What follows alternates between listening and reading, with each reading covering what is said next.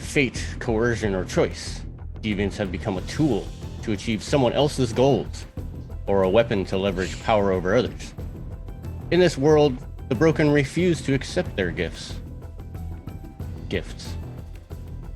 and break free and take control of their lives. Few conspiracies allow their prizes freedom for long, however, constantly hunting them and others to fuel the lust for power. These renegade deviants believe the only true way to freedom is to burn it all down and ensure no one lives to come after them any longer. Welcome everyone to day 3, yay, the day 3 of the Onyx Path virtual convention, yay! We hope that you are all enjoying yourselves. Sorry for the little bit of a late start. Lots of different stuff going on and a lot of twists and turns along the electronic airways.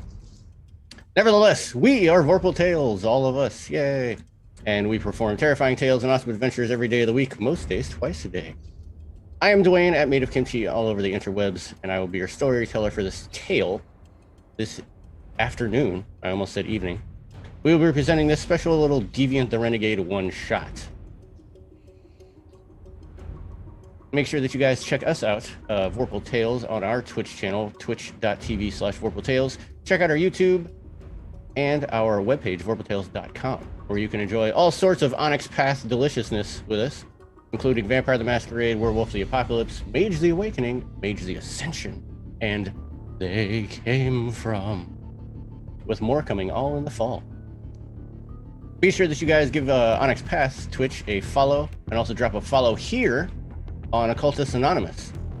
And of course, swing over to Vorpal Tales and drop us a follow as well, where Vorpal Tales is currently playing They Came From Classified. Ooh. And as always, we thank all of you for all the support that you've been giving us through this convention. It keeps awesome things like this going on. And of course, with the con ongoing, there are massive sales and releases going on. So the first one, the Trinity Continuum Aberrant release, has just occurred. Yay, I like that game. Number 2, the Exalted Essence Kickstarter is ongoing, which our own Patrick has been running. And 3, all kinds of select books, screens, dice are 50% off at IPR. So make sure you guys swing over to Indie Press Revolution and check out all the cool deals that are going on there.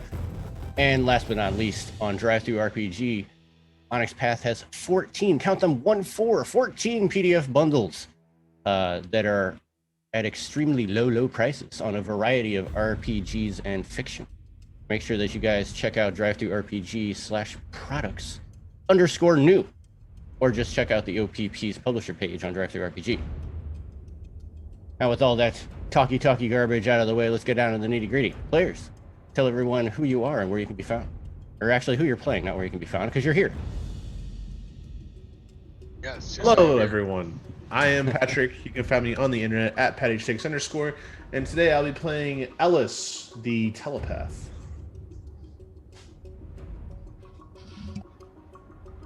Zach.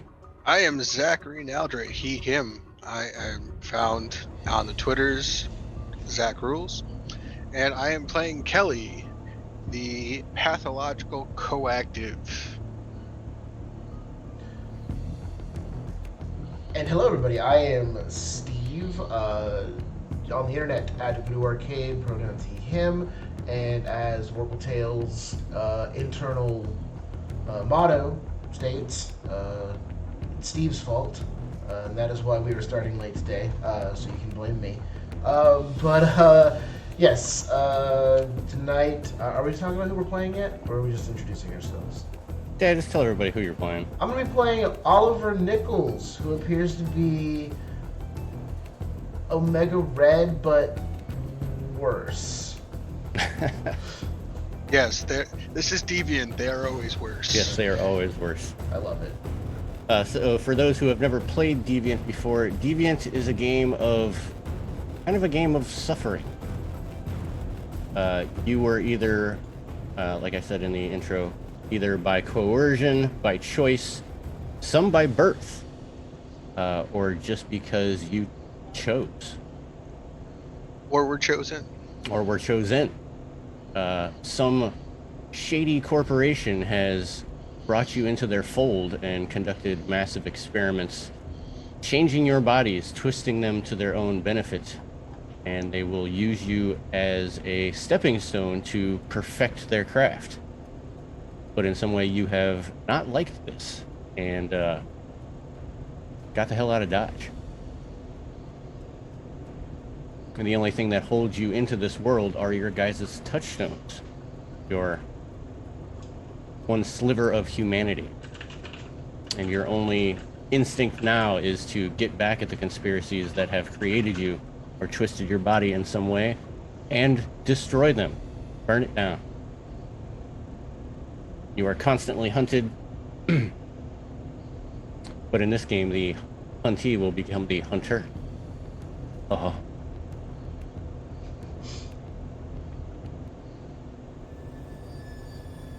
So, all of you have escaped from your conspiracies some time ago.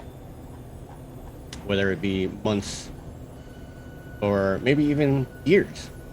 Because your guys' power levels are fairly extreme.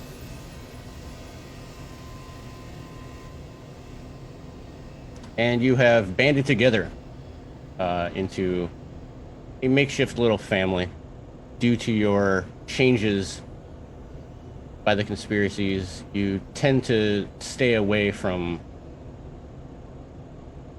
from the social light. Even though you have your loyalties and your convictions, your touchstones, and those are your link to humanity itself. While you may interact with them in a small amount, you try to keep away, mainly to keep the conspiracies away from them, because you know that those are your weak points. While your body may be hardened, those around you are not. However, over the last couple of weeks, you've started to notice not only other deviants that you know, their touchstones have started to disappear. Whether it be through shady, someone went missing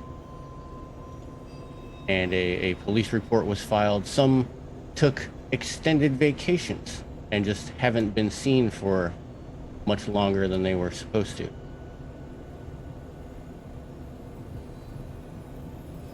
And it seems through your connected network of deviants that you are able to find out that not only your conspiracy, the company that had changed you, they've banded together to start getting all of their remades back. I feel that it has been too long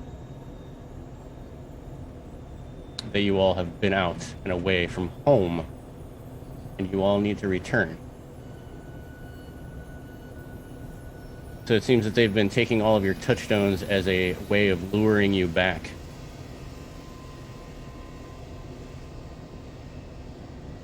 And you don't exactly know where.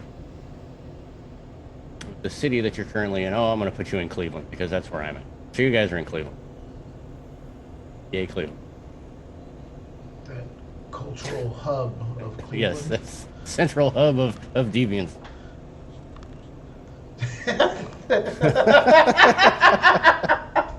Cleveland is a hub of deviancy.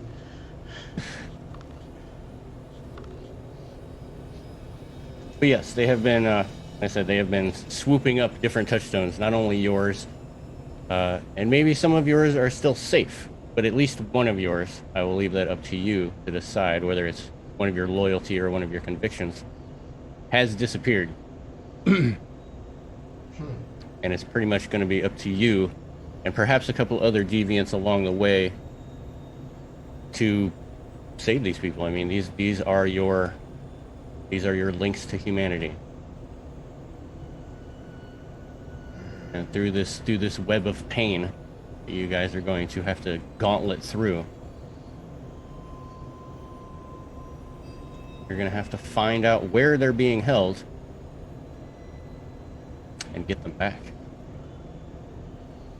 is there a network of deviants that we would know each other through? Yes, you have a loose little network. I said this is your kind of central family. Everyone kind of groups together in cohorts. Okay. But if there is a deviant in the area, they tend to communicate, especially share information on what different conspiracies are doing.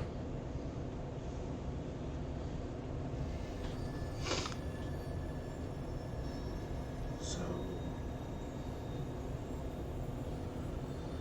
well, I have a question before we jump right into it. Yes. Because I'm trying to make sure that I understand my character. I have the merit Giant 3. Who is your character again? I am playing Oliver Nichols. I am The mutant. I am an exomorph mutant. I love mutants. So my understanding is that his major scar is that he is missing an arm. So the scars itself don't take you. You have to, anytime you use the power that is attached to that. So you're persistent. So you do have a missing limb. Okay. Yeah, because I guess maybe we should just introduce what our deviants are so that people kind of know Yeah. what this game Yeah. is Let's do about. that. Sure. Why don't you go ahead? So, Oliver, as a love-struck college teen, was following his girlfriend around campus and sat in on a couple of lectures by well, in med school specifically, sat in with some lectures on a Dr. Gottfried. This is a doctor that his girlfriend had been following and had these various sort of like advanced ideas about, re-putting together the human body after it's been broken. And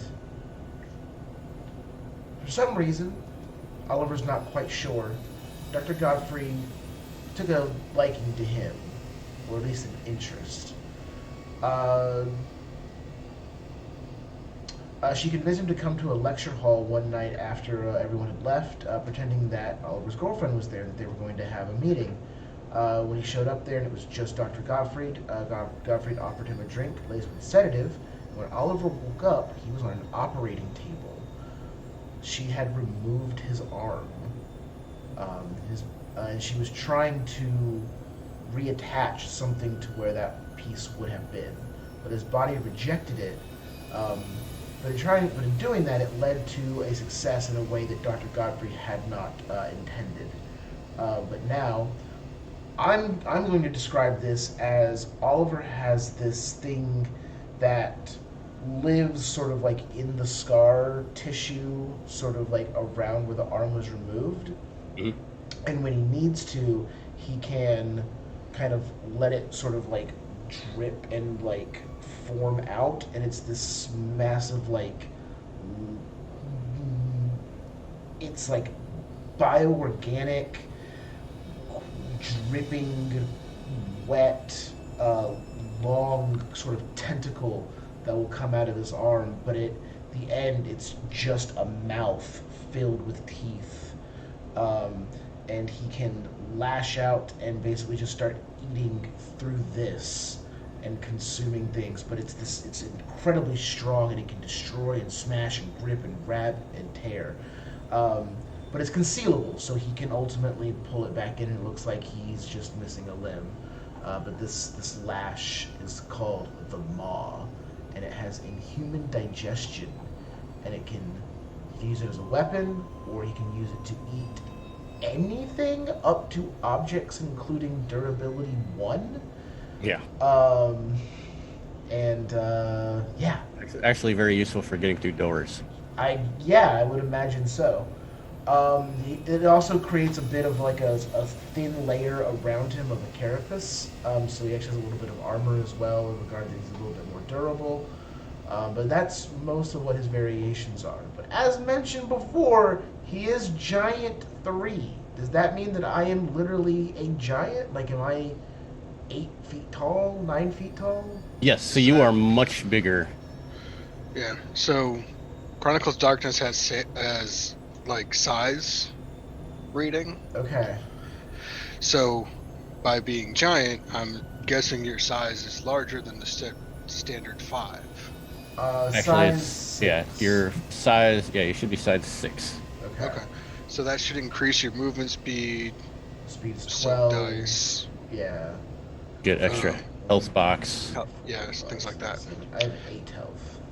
Yeah, Is this a merit or is this the This is a variance? merit. there's a merit. Hmm. Okay. I have other merits that I'll ask what they do at a more opportune time. But for now, what you know of Oliver is that he's a 9 foot tall, 19-year-old with one arm that you have seen will produce the Maw.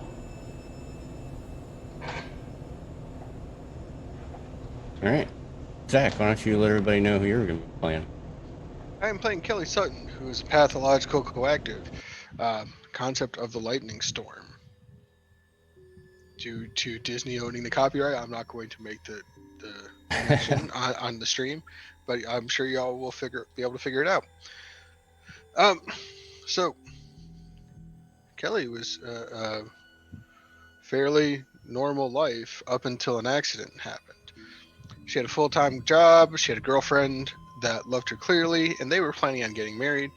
Uh, there were bills that they had to pay, and they were late, and they sometimes forgot to put gas in the car, but it was little to complain about until she got struck by lightning.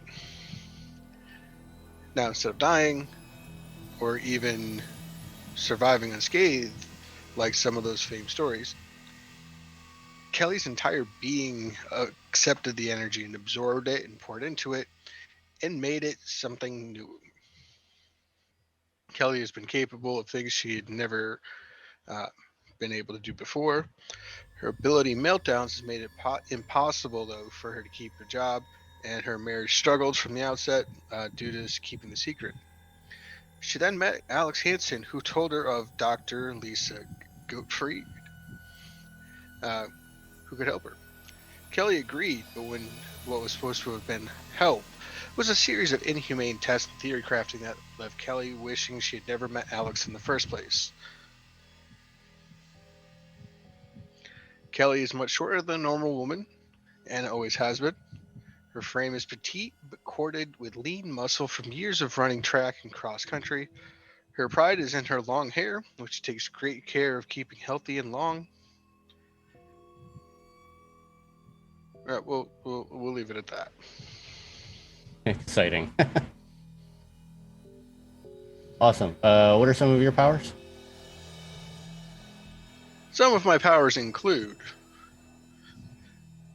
Stormcaller. Can create a level form extreme environmental and manifest up to 4 environmental tilts, with severe tilts counting as 2 towards the cap. For people who have not played in Chronicles of Darkness, tilts are like conditions in Story Path. Yep. And I don't have any other reference to make on that. They're bad things that you have to overcome. Another one that she has is called Lash, where essentially she knocks people down, where they get the knocked down tilt. All right. Patrick. That's me.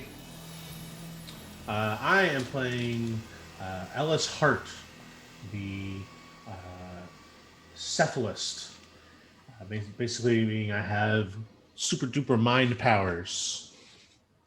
My character was born different. I was born with these powers. So my widowed mother tried, spending lots of money figuring out what was wrong with me. But eventually she was like, you know what? Nothing's wrong with him. He's just a little special, and I love him anyway. So she kept me homeschooled. So I wouldn't, out myself. And she didn't make me get a job. She just gives me a monthly stipend, and is like, you know what? Just live a life of privilege, and don't get in trouble. Well, that wasn't good enough for me. I decided to do some searching of my own, some figuring out, and that led me to Dr. Gottfried. And I was like, I hit her up and I was like, hey, you seem to specialize in people like me. Can you fix me or at least tell me what's going on? And she's like, sure, come on by. But what ended up happening was she did some really inhumane experiments on me. Seems to be a pattern here. And she made me even more unstable than I was before. So now that I have this power, I've decided that I'm going to find her and make her reverse what she did to me or make her pay for it. My main power is telekinesis, which I have up to magnitude 5, which means the note on it just says telekinesis can perform a wide variety of maneuvers. At this level, I am capable of performing any feat detailed at any level of the variation. So I'm picturing like I'll be picking up like semi trucks and like throwing them at people and crushing people with my mind, and yeah, it's gonna be great. And then I also have telepathy. I can read people's thoughts. So yeah, I'm just going to mentally assault people. Awesome. Okay. With that out of the way. So like I said, you were in Cleveland.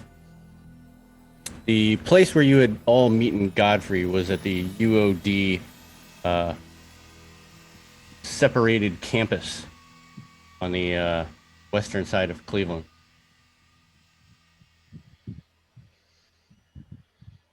And you remember escaping from this place. You don't remember exactly where it was, but you do know that it was in some vicinity of the campus proper, because that was where you all had met Godfrey at one point or another. However, most recently, Kelly, it was your mother who had, or not your mother, your wife, who had gone missing.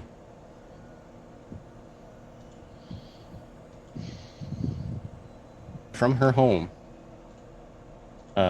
police reports had said that a neighbor had called it in, saying that there was strange people creeping outside, and they had called it in. But by the time that the police had showed up, it looked like it was some type of robbery or kidnapping gone wrong. They're still looking into it.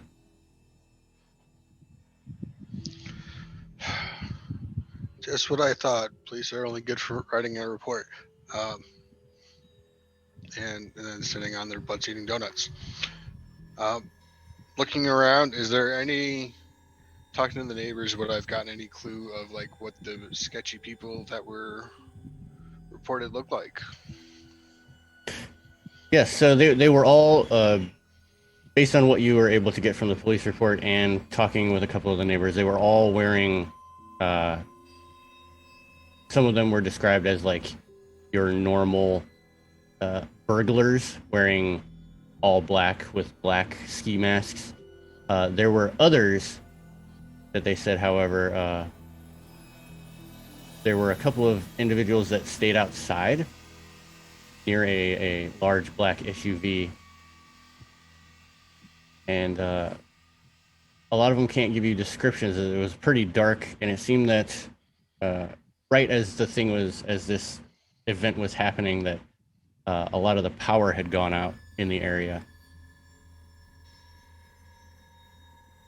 A lot of the neighbors say that it was very unfortunate, not because of the kidnapping, but because some of them had missed their favorite shows because the power had gone out. They were very angry. People had lost food. Anybody who says that, I'm going to, on my way out, I'm going to touch a light fixture and send a bolt of electricity through the house to fry their system, so that it's not just the power is going out. They're going to need electrician to come and fix it. Awesome. And Your fucking wife's missing in your TV show doesn't mean shit. Well, this is Cleveland. Your football team sucks and they're the color of poop.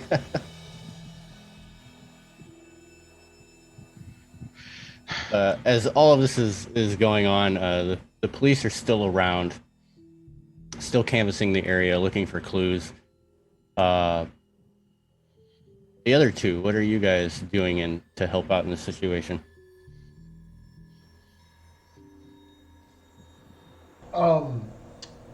Oliver, myself, being 19, 9 feet tall, not very good with composure. Look, But your what your I- giant your giant is something that you can toggle, so it doesn't have to be on all the Oh, time. is it? Yes, it is it is toggleable. Nah, No. it's always I'm, toggled I'm gonna on. say. It's I'm gonna always go toggled ahead on. and say now. No, it's not. Why would I not want to be 9 feet tall all the time? Oh my god, are you that famous NBA player? No. Yeah, when You're the one of kid, those yeah, 19-year-olds without a car. 'Cause yeah, and 9 feet ain't the fitting in little nothing. park that's like in the area, you see the kids like all we're playing basketball. They're all standing up against the chain link fence, just staring at you as you walk down the street. Um. So, I would want to be like whatever our hangout is. I don't know if we're like, you know, are we squatting somewhere? Do we have like lives anymore?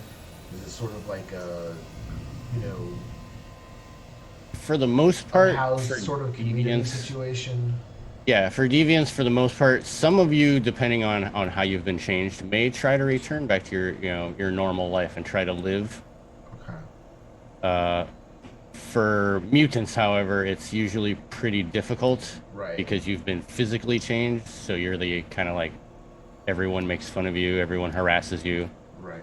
I figure since we've all been fucked over in one way or another by Dr. Godfrey, that we would want to work together and have a place where the people in our lives who we don't want to involve in this are unaware of. Yeah. We So- can do that. I would recommend a secret clubhouse. Kelly cannot afford one, so if she is in charge of getting this, we're squatting. I have a monthly stipend from my mom. I can afford rent for somewhere. All right. Oh, Okay. there you go. Then I'll be at our super secret clubhouse. And while Kelly is out looking for things, I'm just going to be in there just like banging and smashing and throwing things. They're taking people away from us and we're not doing anything. We've waited so long to get at Godfrey. Why don't we just go get her? Now we can just go find her. Let's go. Okay, well, I'm not there because I would help Kelly with this because my talents are uniquely helpful for finding out information that people aren't willing to share. But when I get home, I'm gonna be super pissed. You just smashed everything because I assume I pay for everything because neither you can't go out and get a job. And I don't know about Kelly, but she seems broke, so I assume I paid for everything. So you smashed everything is really gonna piss me off later. But it's okay. For now, I'm with Kelly, and I will use my telepathy skill, which doesn't activate any scars, and it's I can just read the thoughts of people around me within range. So basically, anybody Kelly talks to, I would just kind of like be there with her, like kind of like just doing the whole like bodyguard, standing pretty close, arms crossed over, and just seeing if they're being truthful or not whenever they be telling Kelly anything. All right, roll me your pool for telepathy. Tell me how many successes you get. Okay, so my pool says 4, so I'm rolling 4 dice, I guess. That Yep. seems simple. We'll keep it. Straightforward. We'll do the light rules for this. 8s and above are successes, so 2 successes. All right, so you were able to get 2 bits of information off of a number of different people. While some of them were pretty mum about who they had seen outside, whether it was because it was too dark or just because they don't want to get involved. I mean, this is Cleveland. There is shady stuff that goes on all the time. You are able to pull out, using your telepathy, you kind of get like that 5 seconds, like reverse time vision kind of thing. Okay. And The individuals that are standing outside near this SUV are armed, well armed, and are wearing full body armor. Oh, I guess I should have been there then. I'm sorry. No, it's okay. I got this. Now, obviously, they're not here anymore. What you're able to pull off of the second person, it was an old lady that just happened to look outside her window at the perfect time, even though she's that one that always looks out the window all the time. But it was that exact perfect time as everyone heard the screeches of the car take off. She had looked outside and just caught that license plate as it was that perfect time where it hit the lamp and it got the just perfect amount of light. Dope. And it was a university registered vehicle.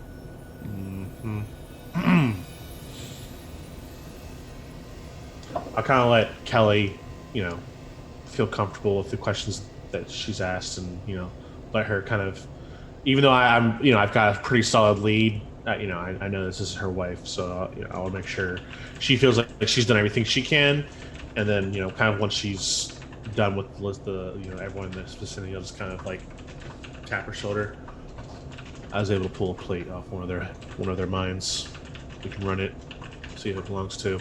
It was a campus plate, but we can see who officially owns that plate. Go after them.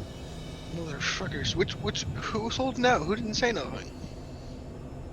It was the old nosy lady. She doesn't want to let the rest of her neighbors know that she's the nosy one. Everybody knows that she's the nosy bitch. Well, of course, but she doesn't She's want to publicly admit it. If we're near her car, I'm gonna fry the electronics in her car too. I'll just very quickly use telepathy to determine which one. I assume it's just like a city block where they all have to park on the street. So Yeah. let's pull which car is hers off her mind to be like, it's the shitty old white Oldsmobile. Yes. I was just gonna say it's probably an Oldsmobile. Yep. So yeah, I'm gonna send a nice electric current so that it fries any computers that even though she's an old bat, so her car probably doesn't have very many electronics or computers. The radio probably won't work. But she keeps off anyway, as old people do. I don't know. Maybe the tires pop. I don't know. So you send this little jolt through the car, and in this area, she was lucky enough to have an alarm installed. So the lights start to go off, the alarm starts to go off, the windshield wipers start going, like everything's turning on and off. You hear like golden oldies playing from inside the car real quick, and it's going on and off. And then all of a sudden, you just start to see smoke coming from the engine block, and it just kind of goes. I'll do that thing where I grab the tricep kind of part of Kelly, be like, all right, we're moving. Wasn't me. You see some of the cops that were investigating the scene kind of run over and like, what's going on here? And we're moving. Yep. As soon as we get to Ellis's car, we'll take off, I'm assuming. Yeah. Yep. And we'll head back and walk in, see that our apartment is smashed to bits. And just like, oh my god. Oliver!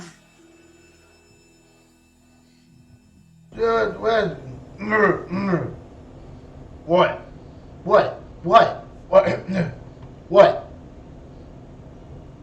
First of all, if you're gonna say giant, make a shirt that'll cover you. It's got a crop top. Yeah, essentially. What? I mean, it could be a 3XL from the big and tall store. It's your belly's hanging out. This is my favorite shirt. I'm not gonna stop wearing my favorite shirt just because of what. You know what? As a matter of fact, I just go to the one glass that's still in the counter. Please, no. Don't. You're out there investigating, doing little mind reading tricks. We should go to the university. We should kick the doors down. We should snatch the president of the university, hold him off a building, and tell us where Gottfried is, or we're gonna drop him into, I don't know, a lake of acid. Oh, okay. Why are we I kicking- got about 4 problems with your list. Let me go through them one by one. 1, Lake of Acid. Where are you gonna find that? 2, Oh, I don't the know. president. Really? You don't think Godfrey is hiding what she's doing from the president because the president knew obviously to do something about it? We 3, don't need him to know what are she's we trying to doing. be terrorists? Are we trying to kidnap people? No. I'd like a life. I'd like to not be in prison after we do our revenge. 4, if you just calm down and listen to what we have to say and take the smart approach like we did, we have a plate, we have a lead, we can figure out who did it, and we can sneak into the university, interrogate them, find out where Godfried is, and go from there. Sneak in. Yeah, because if you just bash down the doors and kidnap the president of the university, guess what? We find out where Cops, Godfrey is. SWAT, Whoever took Coast April had Guard, like 8 motherfuckers National with them. Guard. There was 8 of them that went to take her. There's 3 of us.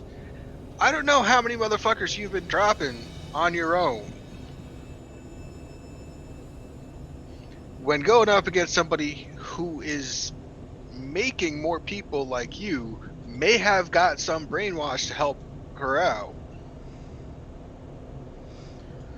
Fine. Kicking down doors, as much as I would like to, is probably not going to be the most effective way. It's efficient. But what's your lead? I'll play along for now. Go ahead. We got the plate of the car, or the van that took Kelly's wife. We just run the plate, Okay. figure out who it's licensed to, go talk to them. They point us in the right direction. So you wanted us to kidnap someone from the DMV? No. Why are you jumping straight to kidnapping always? Okay, how else are we gonna run a plate? I'm sorry. Do you have access to the car license plate database? I have access to every single person's brain. Really? Yes. And just because I don't have to read yours to figure out what's going on in that tiny little noggin doesn't mean I can't do it to other people. That's kind of cool, actually. Right? Yeah. It's like unlimited knowledge. I'm like the smartest person in the world. It's kind of crazy. I was just gonna like electrocute the alarm system so it breaks and you can just open the windows, just go into the building. But that works too. All right. So, are we good now? Can we go investigate the license plate now? We all simmer down. We're not gonna kidnap anybody, right? Can I get your word on that, Oliver? Conspiracy's been doing enough of that already. It's fine. I would like to use my telepathy to make sure he's telling the truth. Can we? I mean, maybe we don't keep it completely off the table. I was We gonna say, may need to do some. What do they call it? Some enhanced interrogation. if you read his mind, Aggressive Yeah, if negotiations. you read his Aggressive mind, negotiations. He's like 95% telling the truth, but in the back of his head, he's just like, "But if we need to, if it's like absolutely necessary, I'm gonna kidnap someone." But for the most part, he's like, Good- "Yeah, it's good fine, enough. whatever." Good enough. Yeah, his mind. He changed it from kidnapping to borrowing their body for a short period of time. With intent to give back. Yes. I love the composure of one, with all the other stuff that he has. That's why it's just okay. Just- So how are you guys going to reverse engineer this data that you have? It's just local DMV, right? Yeah, you can hit the local DMV. We'll local DMV it. I'll What put time on of the. day is it? It's fairly early, right? Because this happened at night, and so we got there while it's Yeah, still it's fairly early in the investigating, morning. so- However, the DMV around here is open from 7 a.m. until 5 p.m. Baller. Your DMV's open till 5? Yeah. Wow, it's very nice of them. Pretty standard. DMVs in Lakeland are up until 5. Quiet you. All right, yeah, We'll we hit- hit we'll- that tangent. All right. What about the DMV? Yeah. So when you guys walk in, there's the normal line of people either waiting to get their registration done or signing up for new driver's license. They do have a separate kind of teller booth that is used more for police and those doing research. Like you can pay for, how many of these cars are in the city. We'll head over there. Usually used by dealers and whatnot to get prices on the market. Yeah, you see a nice young-looking gentleman sitting behind the screen. He says, "Oh, good morning. How may I help you?" Good morning. Hi. Oh. So we are looking for a specific brand of car. We know what the license plates are. We wanted to interview them for a class project. Is that something you can help us out? Match up with the owner? Class project. Oh, what is that going to entail? That sounds interesting. Oh yes, it's a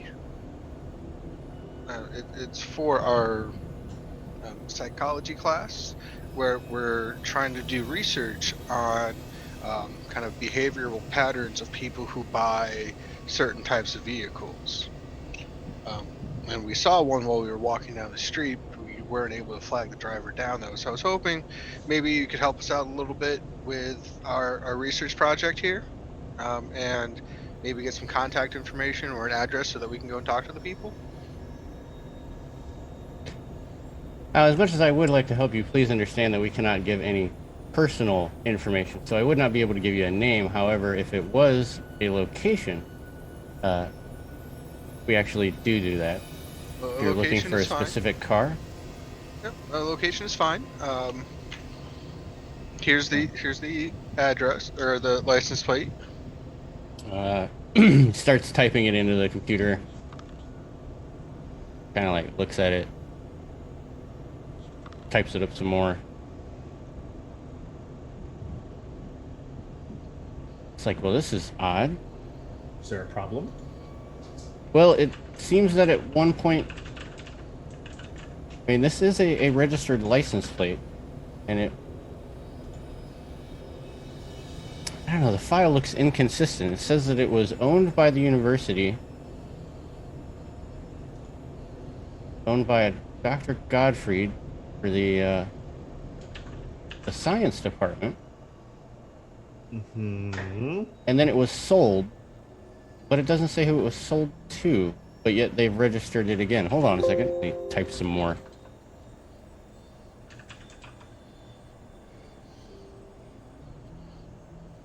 Hold on, let me go get my my supervisor, and he just walks away. Can you like quickly reach through and like flip the screen towards us? Oh yeah. Give me some stealth, just so that no one sees you reaching through. Stealth and Dex.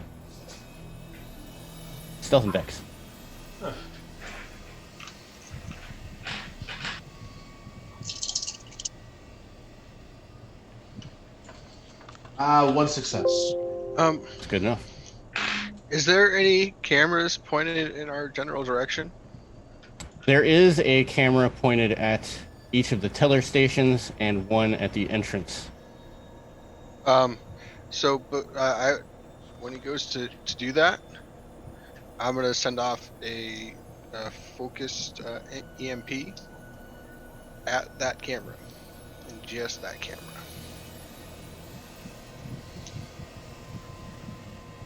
So. Wow, where's your... Electrokinesis. It's if you have the backer PDF, so I don't know if it changes in the final, but it's page 116. Ah.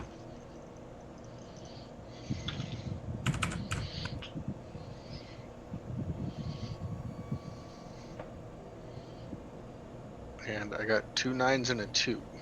So.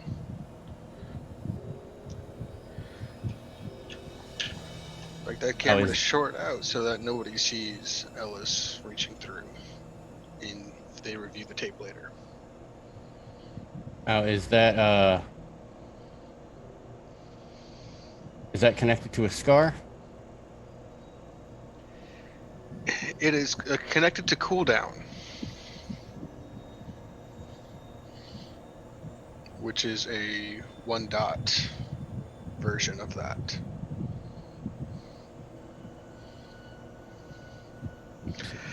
At 1 dot, the character directs the variation after the first. In a scene, he risks overheating. So, if I were to use it again during the scene, you would have to see if you can hold it in. I would risk overheating, Gotcha. which causes the power to fizzle out. Okay. Just So- anything I do with electricity is going to be connected to that one to save time. Gotcha. Yep. All right, so you do this little EMP. Now, your electrokinesis is kind of overt. So everyone in the DMV hears like a crackle, like a real quick kind of fizz as the air gets that scent of fizzleness. But nothing starts to smoke or anything. Everything just, powers down, and no one really notices anything. However, you do see people kind of like looking around, like. I'm also gonna be looking around, like, oh my whistling, God, and what was that? I'll be doing the exact same thing, and I'll be whistling like, "What the heck was that? Where did that come from?" And if anybody comes over and be like, "Did you hear that popping sound? That was weird, right?" Now all the cameras are cut off.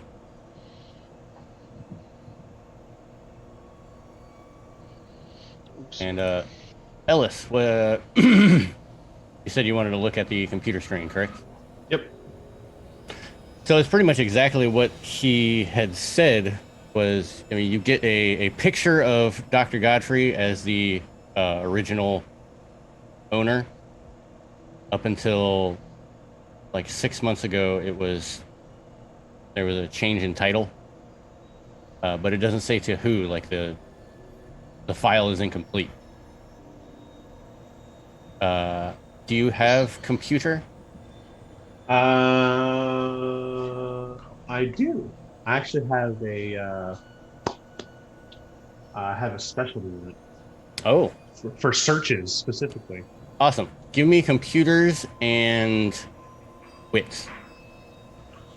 By any chance, since it's listing Dr. Godfrey, does it list Dr. Godfrey's address? It lists it as the university. Ooh, baby. It's a 10 and 2 9s, so 4 successes. Awesome. So you kind of do some reverse searches, pull out some of your unscrupulous search engines real quick. Kind of go through the back door of the DMV. Not super hackery, but enough to pull up that while it looks like it was sold, the address of the new owner is the exact same address that Godfrey has. That it was on file for Godfrey. Mm. So it looks more of try to just put people off, but it's the exact same address as the one that they had for Godfrey. You said the one I had for Godfrey was just the general university address? That was the university, the general university, the UOD satellite Department of Science. Mm. And just based off of that knowledge, you probably assume that it was used, by the science department to either move stuff from one university to another, or to go out and do whatever a science department would use a truck for. Or to kidnap motherfuckers. Or to kidnap people. I mean, Kidnap van. Okay. and do unspeakable experiments on them. It showed that there was a purchase. Does it say anything about that purchase? Like, was it made via credit card or anything like that? The change in title. Yeah. No details on the exchange of monies. But you can give me a computer and intelligence this time. Okay. This one's going to take a little bit more.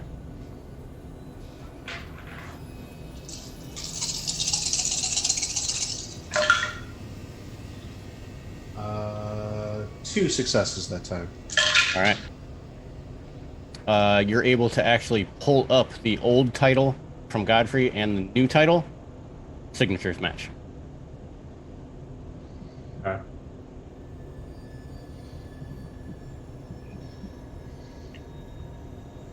I was kind of flip the computer back the way it was. Just be like, she has worked very hard to make sure that no additional information can be going into the address. Is just the dummy address for the science department. Are we still in? We're still in the DMV, right? He's just whispering that back to us. Yes. I'm just Yeah. kind of, Yeah. I'm just kind of like.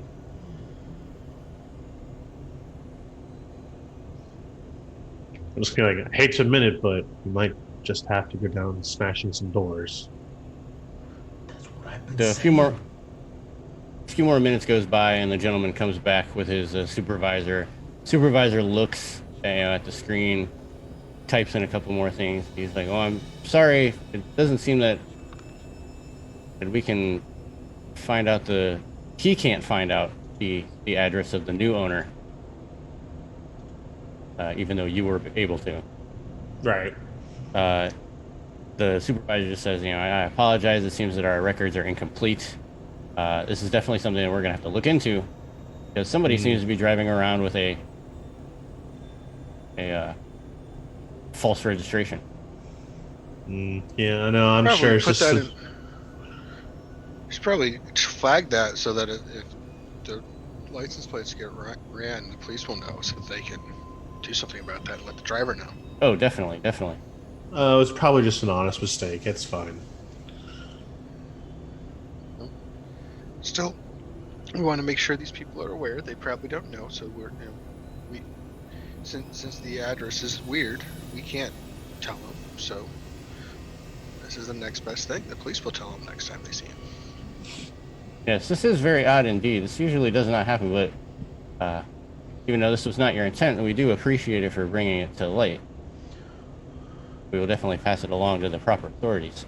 How do you tell if someone's lying? Okay, that's gonna be empathy, right? Yes. Plus Whichever attribute you feel could match. Can I do resolve to just be like, no, we're getting this information here, like this person has to be lying? Give me wits and empathy. What's okay?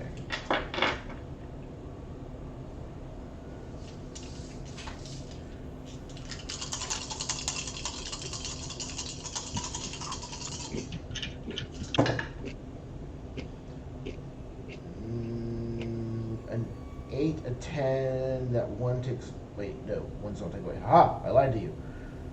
3 successes. All right. I mean, they both seem earnest. Okay.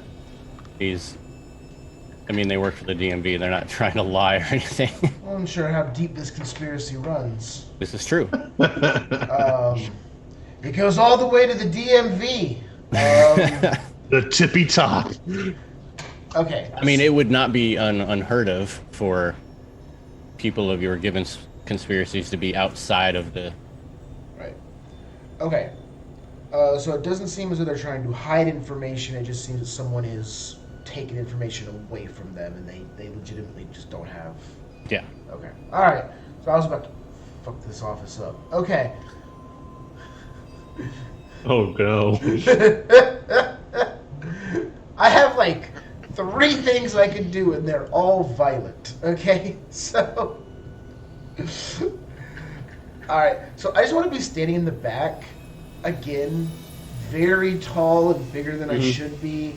I'll be wearing my 6X like hoodie just to like try to like hide a little bit of about myself.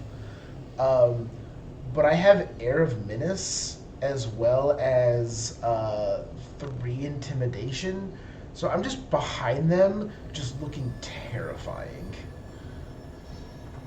Yeah, your air of like anytime you walk into a room, Yeah, people are intimidated. correct. You're like that, even though you're not following them, they have that feeling that like you're following them. Uh, if you were to walk into any type of with your air of menace, if you were to walk into any bank or place that has a security guard, they're like automatically like this guy's This sus. guy, yeah, Yeah. right. Now the question for you, Oliver, Yeah. when you because you don't have your arm, Mhm. what does that look like? Like when normal people look at you, is it just your hoodie sleeve just hanging, like flopping in the wind, or do you have it tied up? Um, I will say with the strength and ability of my lash, I will tie the excess arm so that it's not just flailing in the wind. Okay.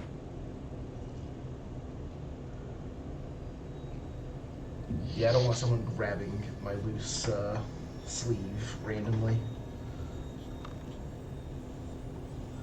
But for right now, it's just tied up. So there's just this giant one-armed man standing behind Kelly and Ellis that everyone thinks is gonna cause violence at any second. Yeah, there's been very odd things happening ever since you guys walked in. Um, as we get the information, I'm assuming that we're leaving to head to the next location, but there is, so it's a DMV. The police officers that are there to do the driving test or serve warrants or whatever they're doing are pretty well noticeable. The DMV employees have their little name tags. The customers are customers at a DMV. Right. So who looks too well dressed for the DMV right now? Too well dressed for the DMV? Yeah. Because somebody who might be following us, who might have been triggered by the search, who might be showing up, aren't there in a crop top and sweatpants. Right. They're dressed better than that. People who have the money to dress nicely to go to a place like the DMV have the money to skip the lines. Right. Inside, you don't see that nobody sticks out. You've got your normal employees, with their short sleeve button-up shirts and ties, or normal blouses. People standing in line look very general: shorts, jeans, t-shirts, maybe a couple of hoodies, but nothing that stands out at all. Okay. And it being Ohio, there are no cops in the DMV. No cops in the DMV in No Ohio. cops in the DMV. That's like a specific rule. I don't know. I don't know how it is anywhere else, but there are no cops in DMV. In Massachusetts, there's state police because that's who gives the driving test. Really? Yep. Huh. Wait, you have to do your driving test with a state cop? If you do it through the DMV. Oh no, yeah. There's a state. Yeah, the state trooper. That explains why all the drivers in Florida are awful. It's just some random dude with like a clipboard that's seen 30 other 16-year-olds that day. And they're just like, okay, that was like kind of a roll through stop, but yeah, here's your license.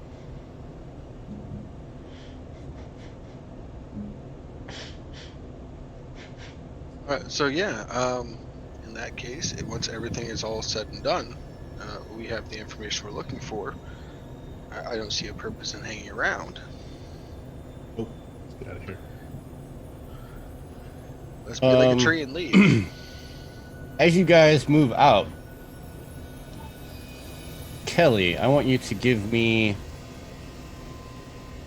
subterfuge and presence. Kind of a reverse roll here.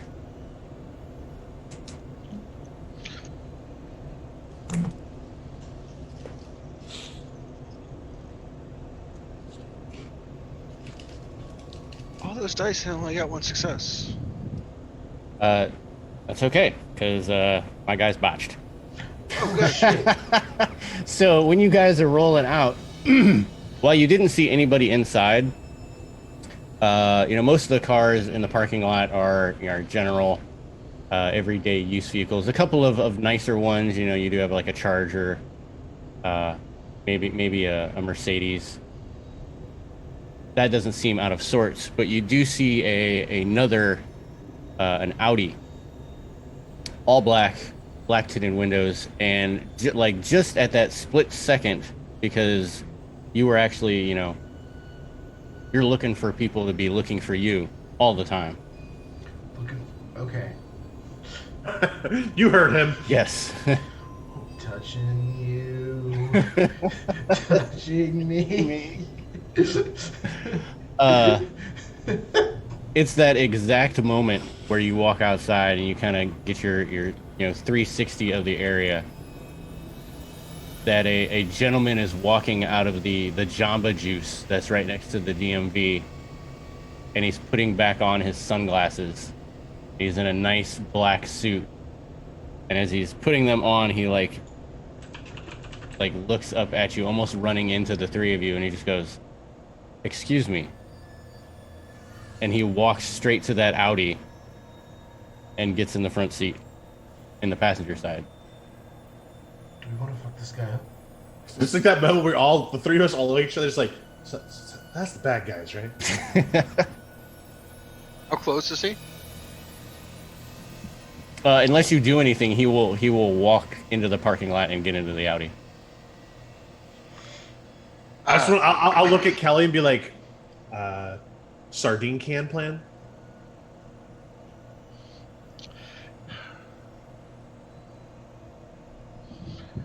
So, I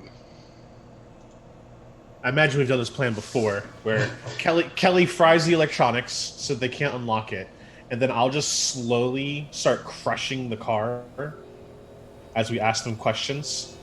Every lie, the car gets crushed a little bit more, and a little bit more. So yeah, I'll walk up and just place my hand on the car. I'm like, "This is a really nice car," and I will send that shock of electricity to the automatic locks. All right, make that roll to make sure that you don't overload. So that is, it's not the pool; it's the Scar Power that I'm rolling. So you need your scar resistance, which is going to be your whichever mental one you want.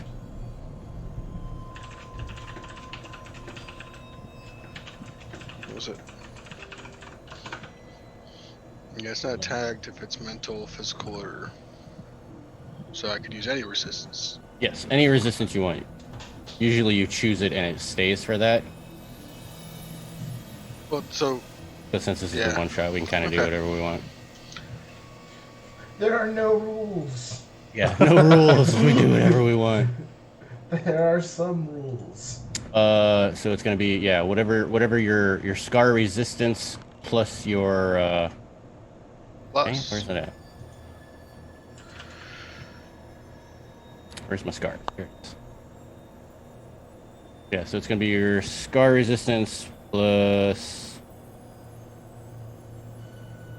your acclimation minus any instability, which you guys don't have any instability, so. I'm going to assume that the lack of acclimation on the sheet is an error because we're supposed to start with 1. Yeah, you should have 1. Well, I have 1 success, so. That's all you need. So you don't overload. Woo! That's good.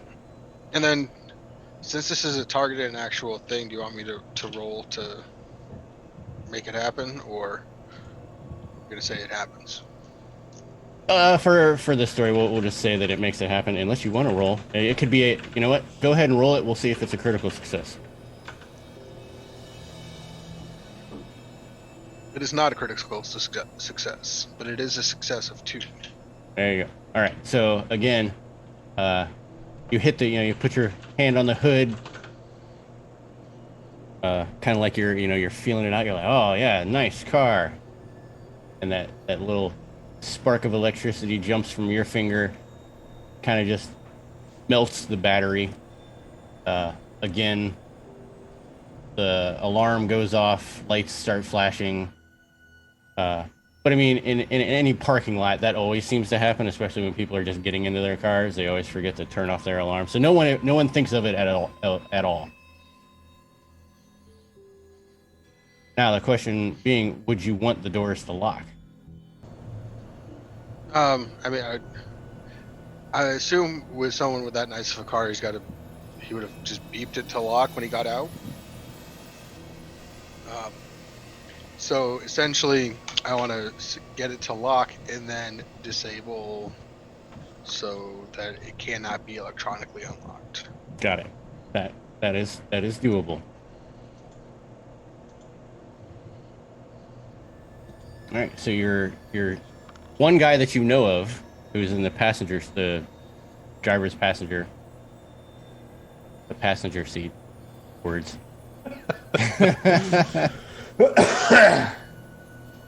The driver's side saddle seat. Yes. But you don't know if there's anybody in the driver's seat or anybody in the back. However, whoever's in there is not getting out. I assume there's not someone in the driver's seat because the driver was walking to the car. No, that was the guy who got into the That was passenger. the passenger. Yeah. Oh, okay. Oops. I was like, I'll knock on the windshield, be like, "Can you hear us in there?" You hear muffled, like, "What the hell's going on?" And it's like you can hear the click of them trying to start the car. You hear them like jumbling on the handles, like trying to open the door. Yeah, I'll let them do that for another like 30 seconds or so, and once they've done it, once they've like exhausted that, like, so by now you found out you can't get out of the car. What do you want? Well, we're just gonna ask a couple questions, a couple friendly questions, and then we'll let you be on your way. I'm not telling you shit. Who are you?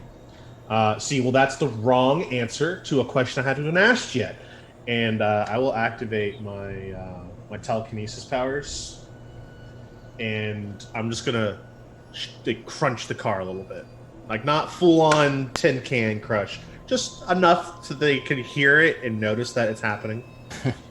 Just a taste. Just a little bit. And it's just that kind of like awful metal grinding sound, and it looks like all the crushed stones of the car start to move in a little bit, accordion style. Okay, so the scar attached to your telekinesis is interesting. This is power buildup. Yes, I don't know what this means, so I could just be totally fucking us here by doing this, but I wanted to do it because it sounds awesome. So your power will get stronger over time. It gets too strong and just bad shit happens. So if you say that you just want to crush it a little bit, you might go, yeah, I just want to crush it a little bit, and the entire car just implodes. Okay, this is perfect. They are on a timer then. Yeah, in essence, that's pretty much how it's gonna go. Okay.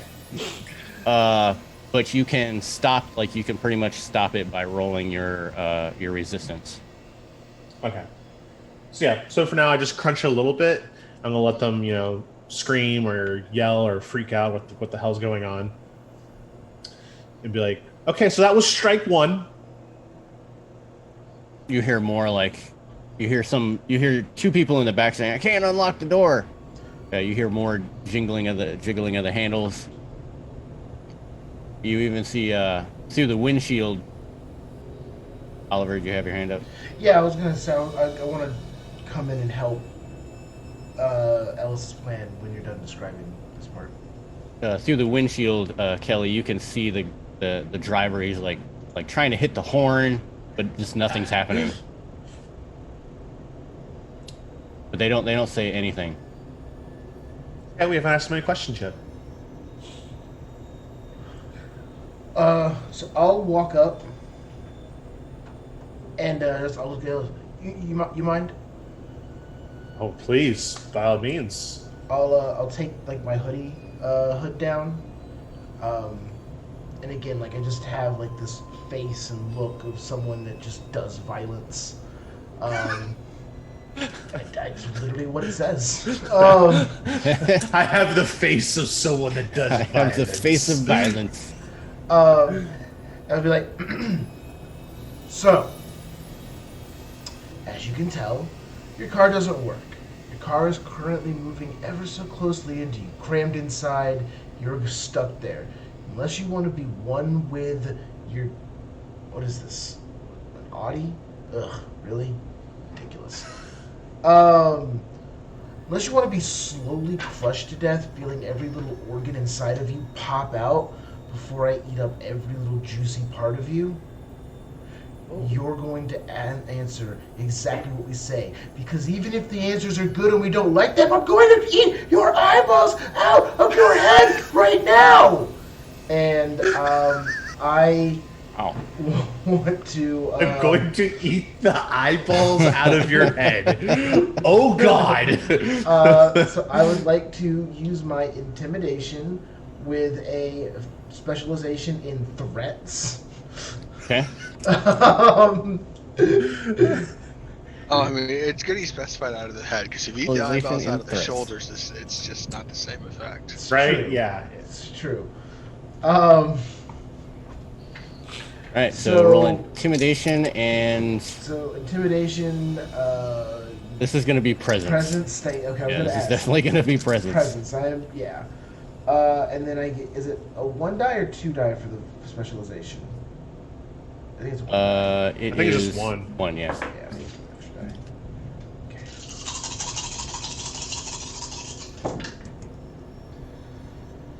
Okay. 8. Mm-hmm. Yes, 8.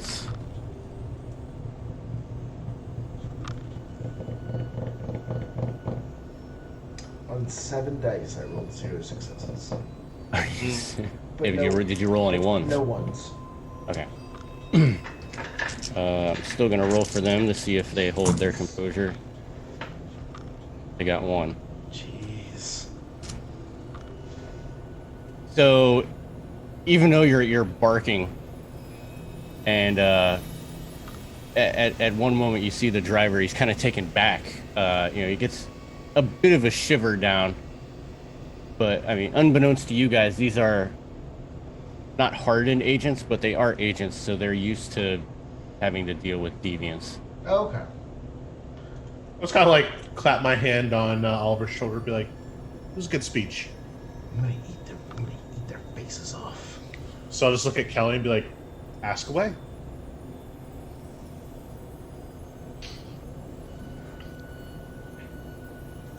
I'm just gonna point at one of them.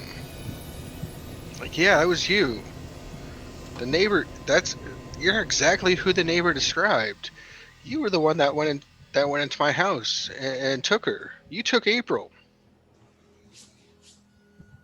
That's him.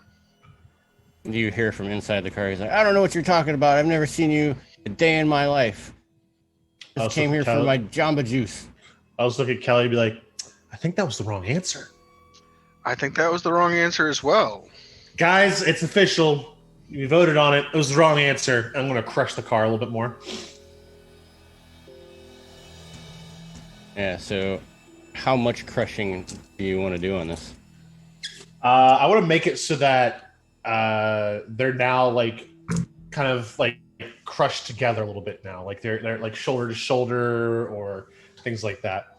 Yeah, you hear the screams just from the shock of what's going on. But they actually hold their own. You continually hear more screams and like, what are we gonna do? They're not trying to, hide what they're saying inside. Oh no, that's fair. You hear These the are possibly driver- the last moments, so better Yeah. let's be vocal about it. I'm gonna try to roll. I'm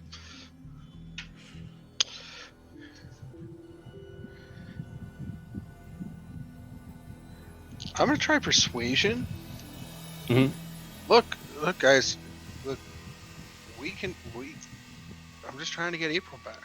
If you can help me get April back, this can stop, and it doesn't have to get worse for you. So, what do you say? Can we do that? Think that'll work? Can we?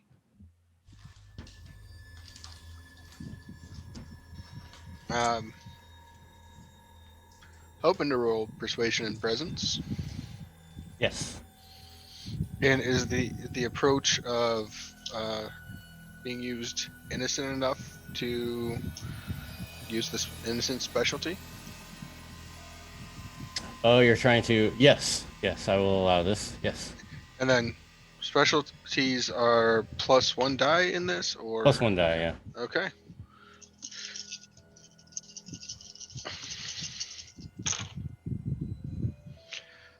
One, two, 4 successes. Yeah, so you put on the, like the puppy dog eyes, and you seem to get a reaction from the guy in the passenger seat. Like, you get that, like, that locked eye moment.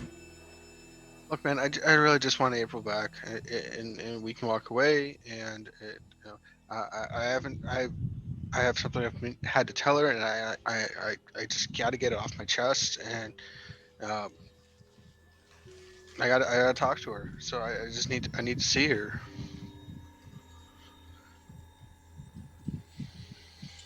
It's like, look, I don't want to die. I've only been working here for a couple months, and I don't know about these guys. You can see the driver like, shut up, shut up. The guys in the back are still trying to get out. He's like, let me out of here, and I'll tell you whatever you want. I don't want to die.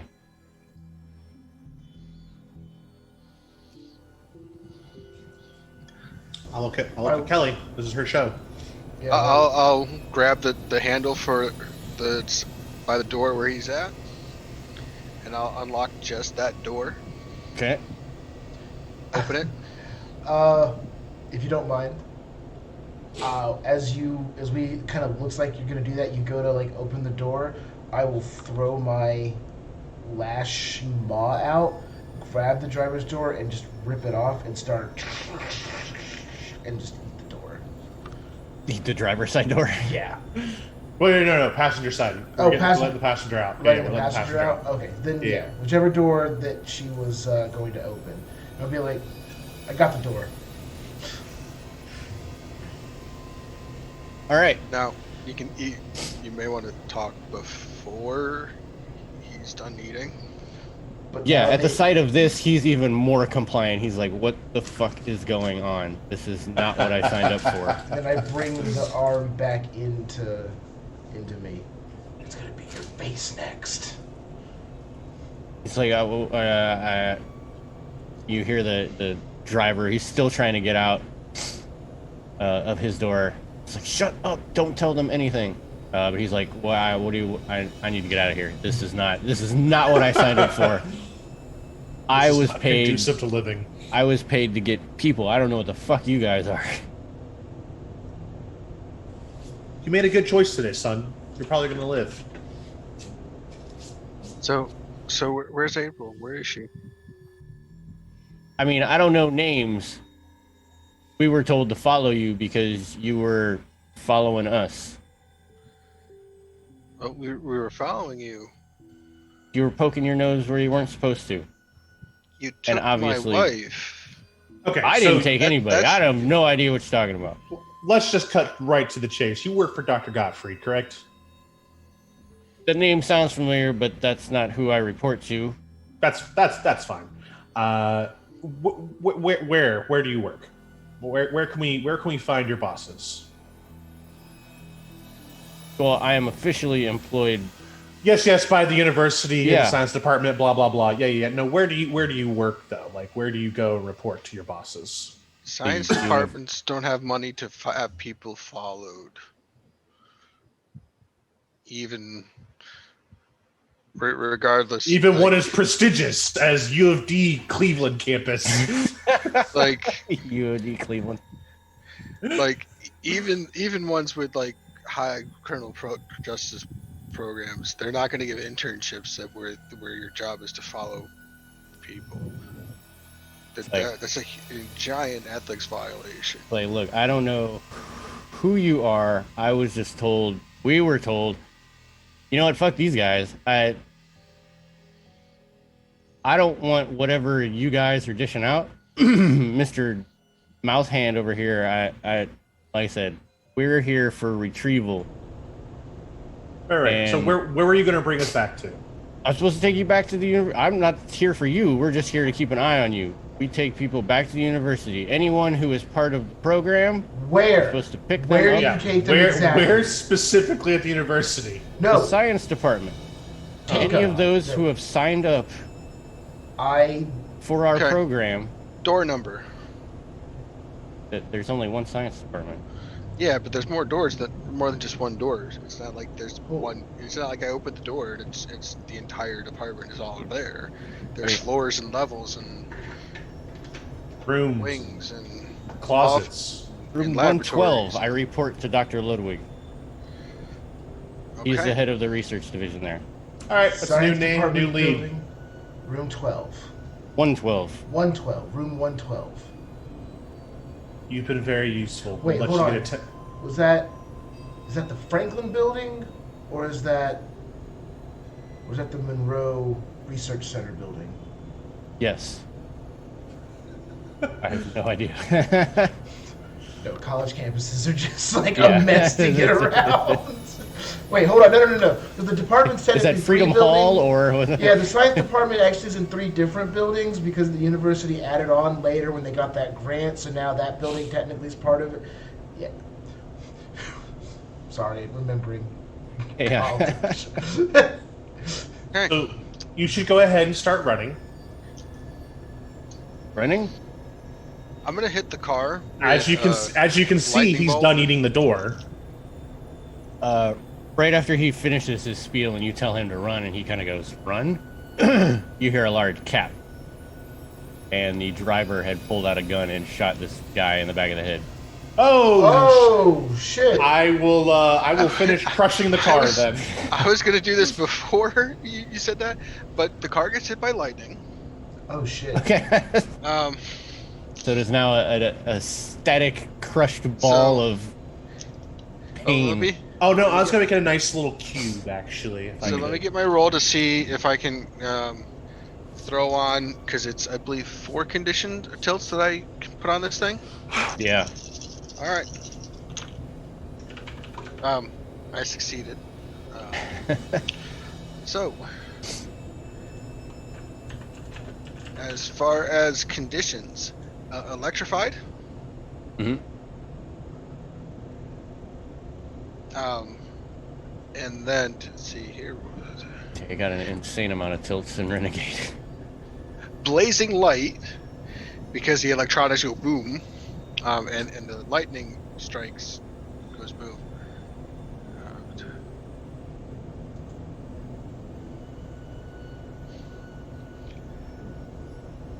Let's see, environmental. I think they all have to be environmental. Yes.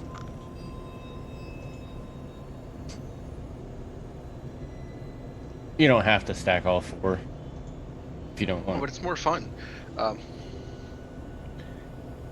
Environmental tips.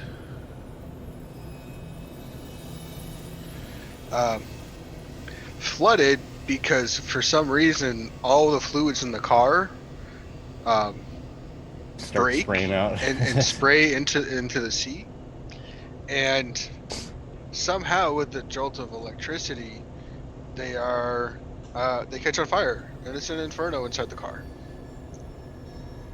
All right. So that means they have -3 vision related rolls from the blazing light. They're dead, I assume next, right? From the electrified, they have taken they've taken 4 bashing damage per turn, so that with the ability to reduce that to 2 with wits and dexterity. Well, they're going to be crushed into a tiny little metal cube here shortly, so they're going to be nothing but. Yeah, cold. once this electricity hits and all of these tilts go on, it's just this mass like scream of ah! As the car is on fire. You can see like the currents of electricity like going over the edge of all the the hood. It's going all around the chassis of the car. So like they're getting fried from their butts. Well, at least they're not going to see themselves get crushed into a cube. Because they're blind. Yeah, It's and they're true. blind. This is a pretty awful way to go. Yeah. Yeah, well, you know. And then does Ellis crush this car? Yes. Tiny little cube. About, it's a we'll say a 3 foot by 3 foot cube. Then with that almost like the sound of air compressing, you get that whoa. As the like it's that the car shakes for 1 second and then just goes zoop, and you have this tiny briefcase sized car with red food coloring coming out of it. Just look over at Kelly and be like, sardine can has 100% success rate. So you can still see the electric charges coming off of it, and it's like it's still smoldering. Did the guy take the key and run? The what? The guy, did he run off? The driver? No, he didn't get a chance to get out. Oh yeah, the passenger got shot. Never Passenger mind. got shot. I'm gonna check the passengers for a wallet. He does have an identification. An identification card. Is it a school ID? He has an ID for it is Star Security Solutions. There we go.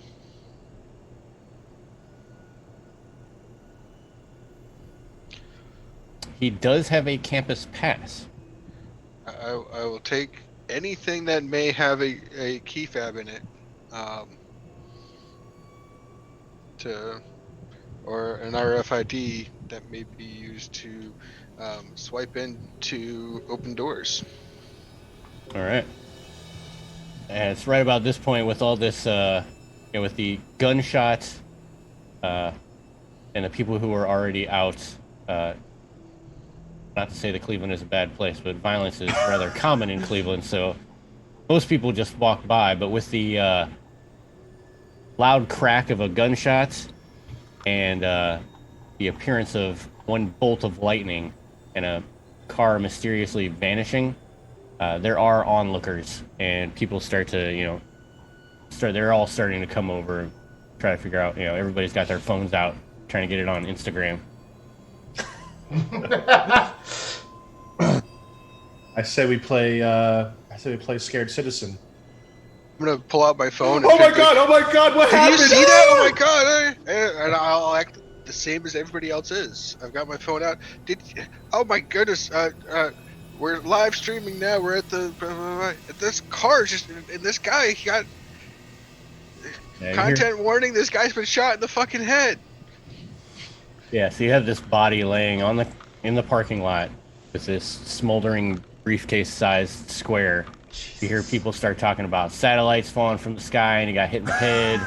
There's like already huge conspiracies on the internet about an alien rock. Guy got hit by a meteor. I will put it up on TikTok. That I will pick one theory that is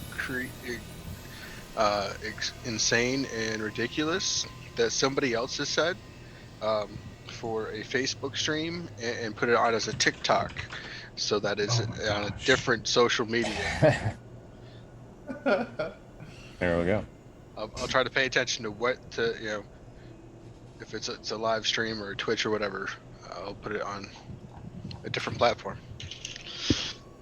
All right. So the Insanity ensues. More people come around. The police eventually show up, cordon off the area. They're just as confused as most of the onlookers. To have your information, or at least the information that you could get, you do have the ID of the man and his campus ID. But with that, we have gone a little bit over our halfway point. But nevertheless, let us take a short break. What do you guys need? 5, 10 minutes? Yeah, we'll come back at the top of the hour. Top of the hour. That's Yeah. 7 minutes. Is that all right with you guys? Sounds good. Awesome. Sounds good So to everybody me. stick around. We will be back in 7 minutes. Top of the hour.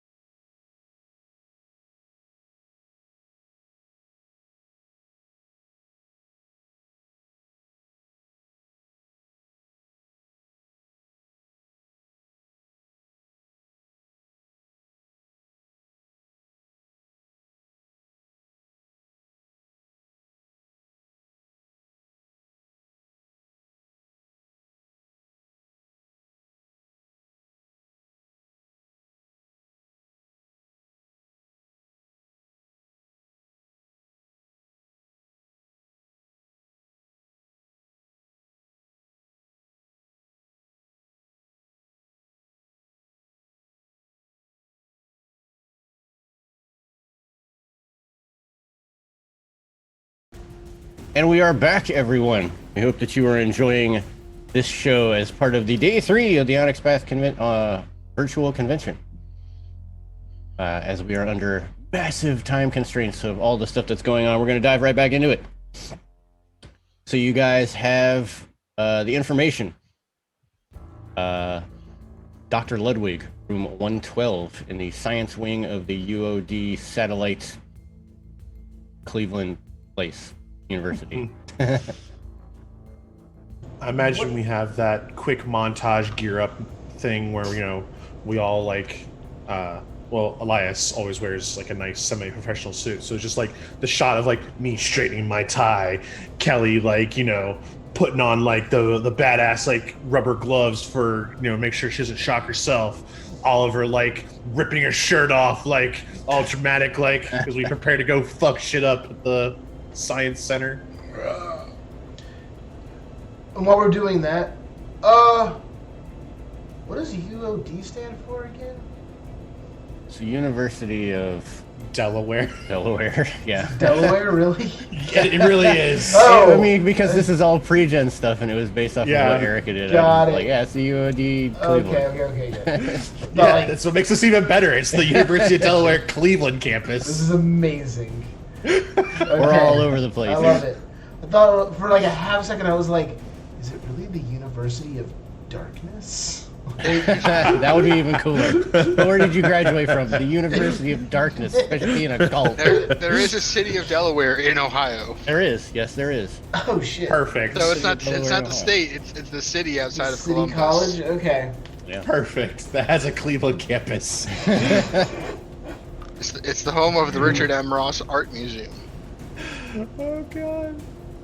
Alright, so You're we're in Columbus. badasses. Go check it out. All right, Delaware is very boony. we're ready to go fuck shit up. All right. So your little drive montage. You're getting ready. The campus itself, because it is present day, it is summertime, so there's not as many students on campus as normal. Summer classes are ongoing. So, again, very few people. Some of the campus itself is just shut down as there are no classes in certain wings, but there is ongoing classes in the science building, as that is where their mathematics department is as well. Make sure you back into the parking space so we can, if we need to make a quick exit, we can just pull out instead of having to back up. Now, just like any standard campus building, there are front doors, back doors, side doors. Just bust down the front doors. Yeah, I want to just put my maw like through the door and just rip it off. We're not. If we're getting this close and they're kidnapping people we are close to, like I'm not. Like, I mean, unless the two of them are specifically like we're sneaking in. Like, Nah. We have a key card. If the key, we'll check to make sure that the key card works. And yeah, So the funnier science if I rip department the door does have off people in it. and then you swipe the key card. Success. There are students going in and out of the science building, so it's not like it's locked down or anything like that. yeah, we'll use the key card till we can get inside. I imagine the key card. We use the key card until it doesn't work. work, and then we start busting down doors. Yes. So once you enter the main building, you see classrooms left and right at different lecture halls. But then you do come down to a secured door that says employee and staff only. Key card. And your key card does open it. Once you go through that door, it leads to another fairly short hallway with offices ranging all the way from in the 100s, from 101 to 120. Let's go to 112, baby. 112. So as you start to move down, you have your odds on your left-hand side, your evens on your right. You move down. You're like counting as you're going. You see a couple of teachers in their offices. or professors, I should say. I'm sorry. Dr. Godfried is not one of them, and her name is not listed on any of the doors that we pass. No, it is not. Once you hit 110,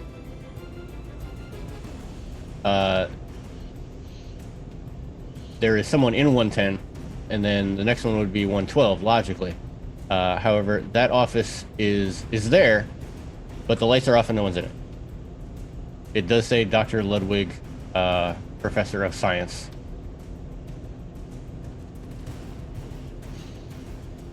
Hey! Card? I'm gonna go in and start going through files. Yeah, the door is not locked, surprisingly. Oh, okay. So you can't go in. The lights are off. Again, no one's in there. It's a Said fairly someone- spacious office, not too big, enough for a desk, bookshelf with different reference books.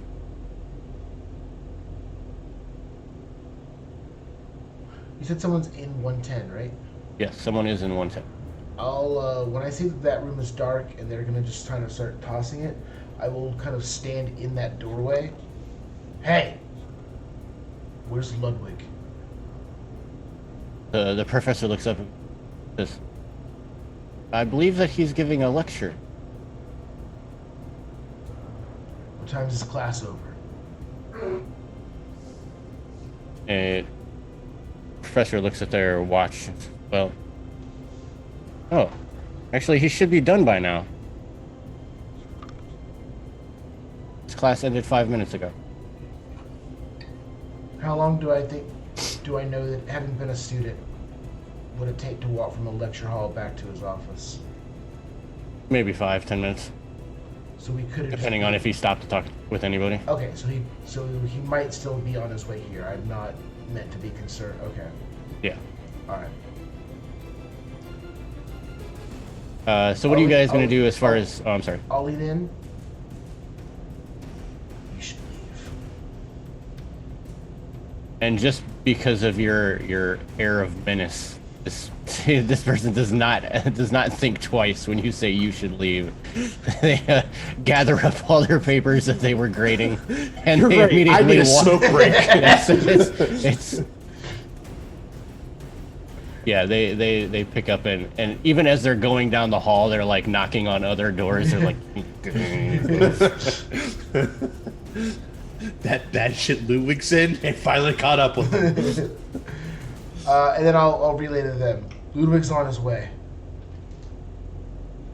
Okay.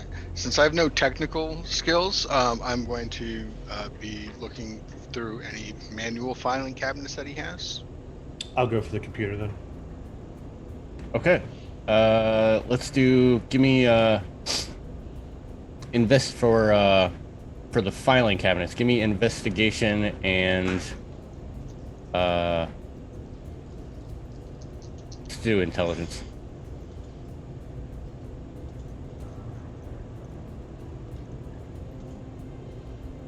Three successes. Okay. Most of the stuff has to do with students, student grades, different class projects. However, you do come across a folder that says Project Life. It is an ongoing campus project, is how it's labeled. And all of the names that are on there as volunteers, is how it is written up, are at least one, if not all, of your guys' touchstones.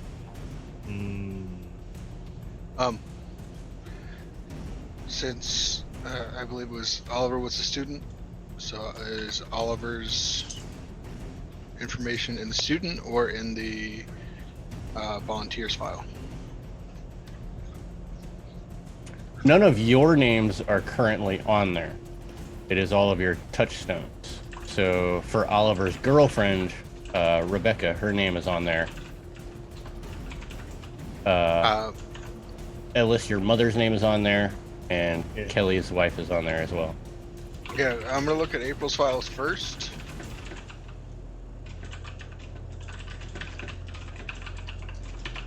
So you file through, you actually find her little manuscript.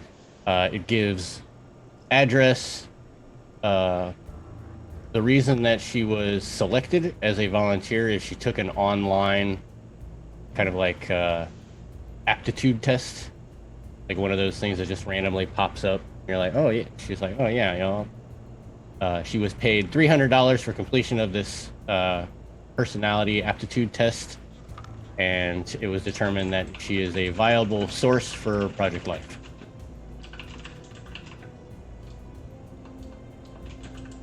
You do find a small cliff note that prior dealings with family in past. That's all it says. It's very cryptic. Probably in relation to you.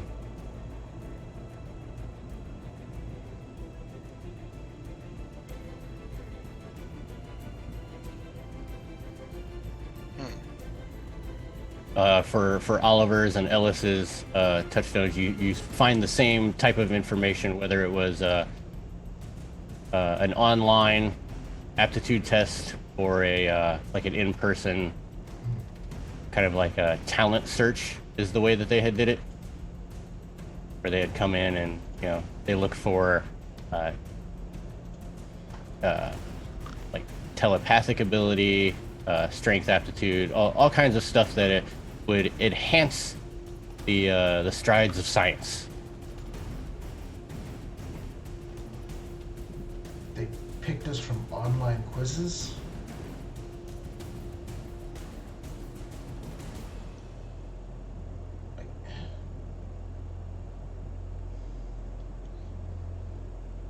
It seems to be it.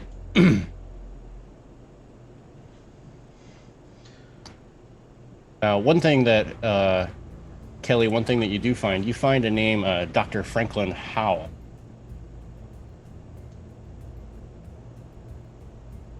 Who is another professor at this university. It does have a relation to Oliver Nichols. And it says, not viable resource, rejected.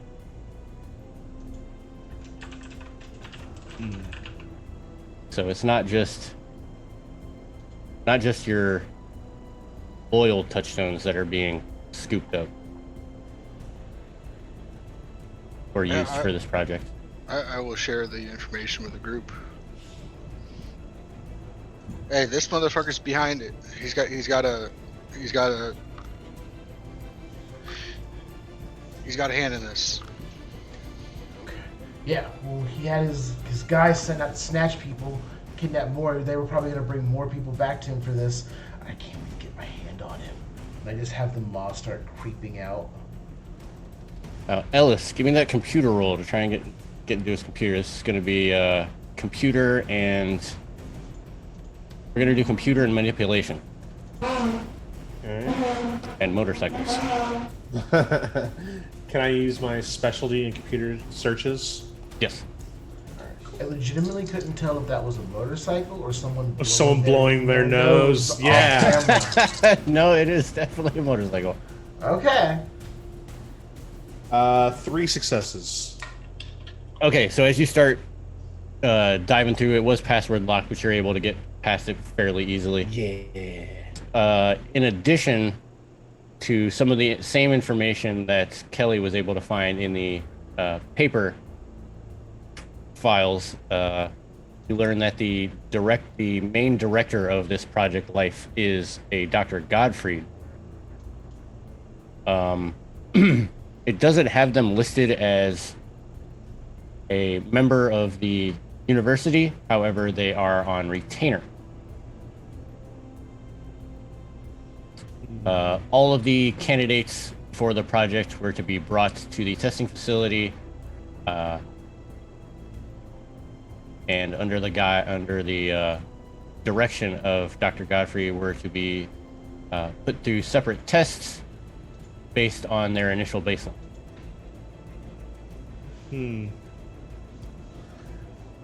This is kind of interesting. It seems like Ludwig might just be another pawn.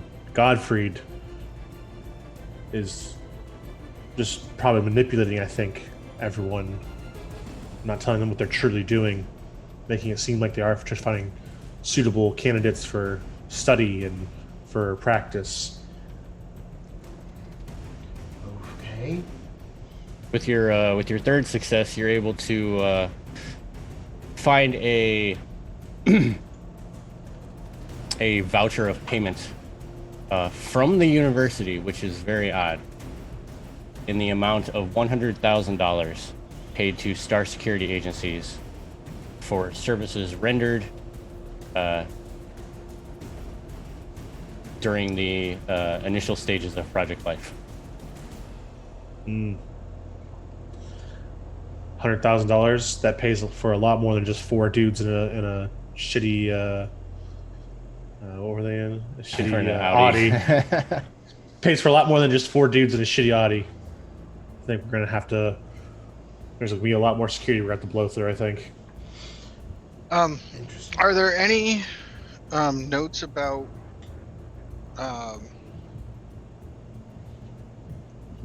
details or route numbers or any more information about Dr. Godfrey? No, nothing on the physical documents. In the electronic documents, it makes mention of her, but in very vague circumstances. Like it's head up. The project is actually head up by Godfrey. All final says are supposed to be routed through her. It makes note of a couple of other professors that are actually on tenure at the university as additional support teams, but everything is supposed to be routed through her. She has the final say on all project, all project dealings and money matters. Seems like we're at the question Professor Ludwig to see where Gottfried is. Speaking of which, I lean back out of his office around the hall. He should be getting here by now, right? Yes. Is he in the hall, like walking towards his office? No, he is on his way.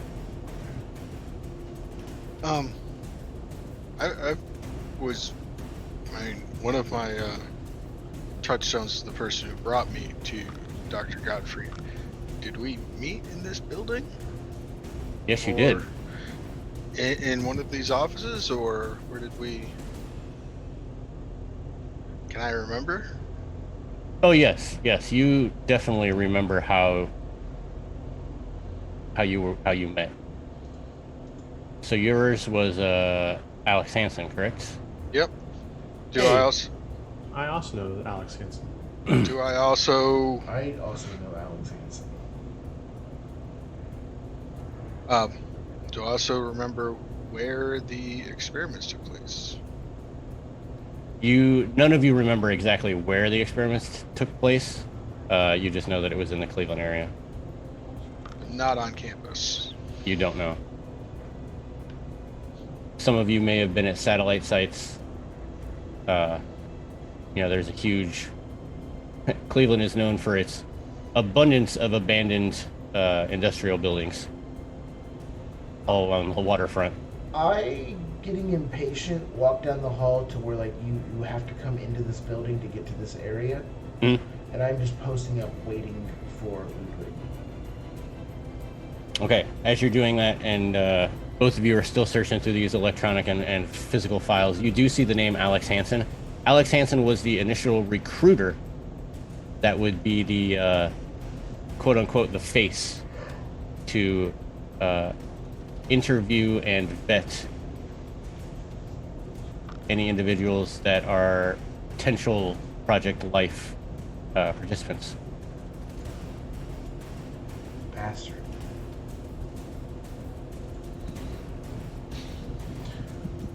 So Alex acts as the face, says yes or no, that you should check out these people, and Gottfried's the head of like the actual science research part of it. And it's right about that time where the door to the employee area, you hear the beep of the slide, and the door opens, and you see a white-haired elderly gentleman start to walk through, and he sees you, Oliver, and immediately just stops in his tracks. There's no one else in here, right? No, they all dipped out of dodge. I lash out and I wrap my arm around his leg. So I have. So my lash has a conspicuous appearance, so it can't really be hidden once it's out. Otherwise, it's discreet, cutting, brawl, and toggled. It's devastating. Channels my inhuman digestion. It's armor piercing 3, grappling, may reflexively initiate a grapple after attacking.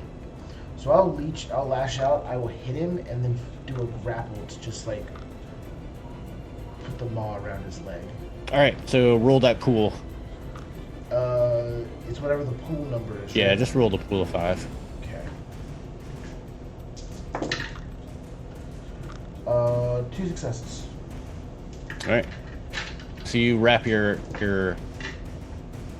tentacly arm around him and pull him in close. And he is, definitely not able to get out. Okay. So I'm gonna like wrap it around his leg, like trip him, and then like kind of like pull him up close and just lift him so that he's kind of upside down and I'm holding on to him. And then I just want the maw to take a bite like out of his calf and just start munching on his leg. And that is, that's a lot of damage. I will say for dramatic effect that you don't use the whole devastating, devastating part of your lash for 4 lethal damage, as this is just an old man. Fuck him. But yeah, you take a good chunk out of his calf, and it starts to bleed. And he screams, and I just start walking him back down the hall towards the other two. Just... Ellis and Kelly, you hear this like blood curdling. Ah! Sounds like Oliver has our victim.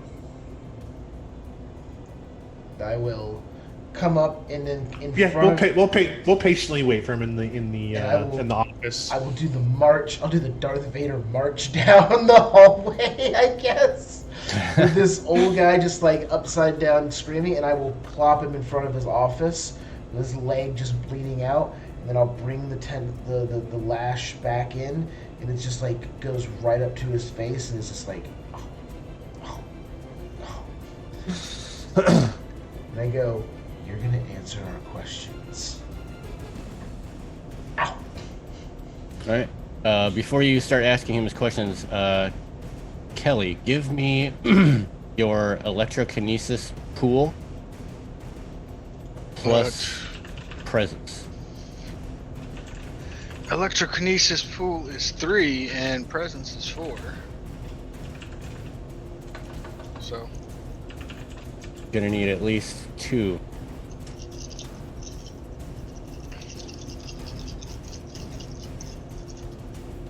is willpower preemptive or after? Just like Chronicles, it's preemptive. Preemptive. Yeah, I'm gonna spend that for 3 extra dice. All right. This seems important.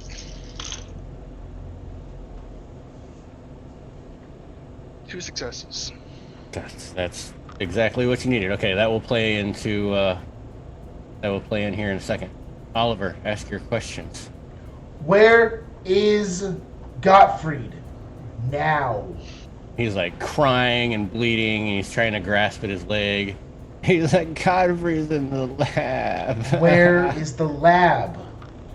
And he tries to point, but he's upside down, so it. Oh, I'll drop him on the ground, Okay. so that he's like sprawled out and like the whole trying to crawl away. He has the prone condition. Yeah. Yes. Or tilt. Yes, the prone tilt. Prone tilt, and he also has the Lead tilt. lead tilt, and he's probably got a leg tilt after the chunk that's been Yes, bitten out yes. of his half. Leg racked, bleed, and prone. But yeah, he kind of points just past Ellis, who's at the computer. It almost looks like he's pointing at Ellis, but he's kind of pointing at the wall. As soon as that happens, or as soon as he kind of points out, Kelly, you get that like your body kind of goes into sense mode, spider sense mode, and with your electrokinesis, you realize that there's a lot of juice being pumped into that wall. It's like powers being rerouted from somewhere else, not in the university itself, but perhaps somewhere deeper. I will see where he's pointing. I'll see Kelly like walking over to the bookcase. I'm like, oh my god, is this a secret passage? Please tell me it's a secret passage.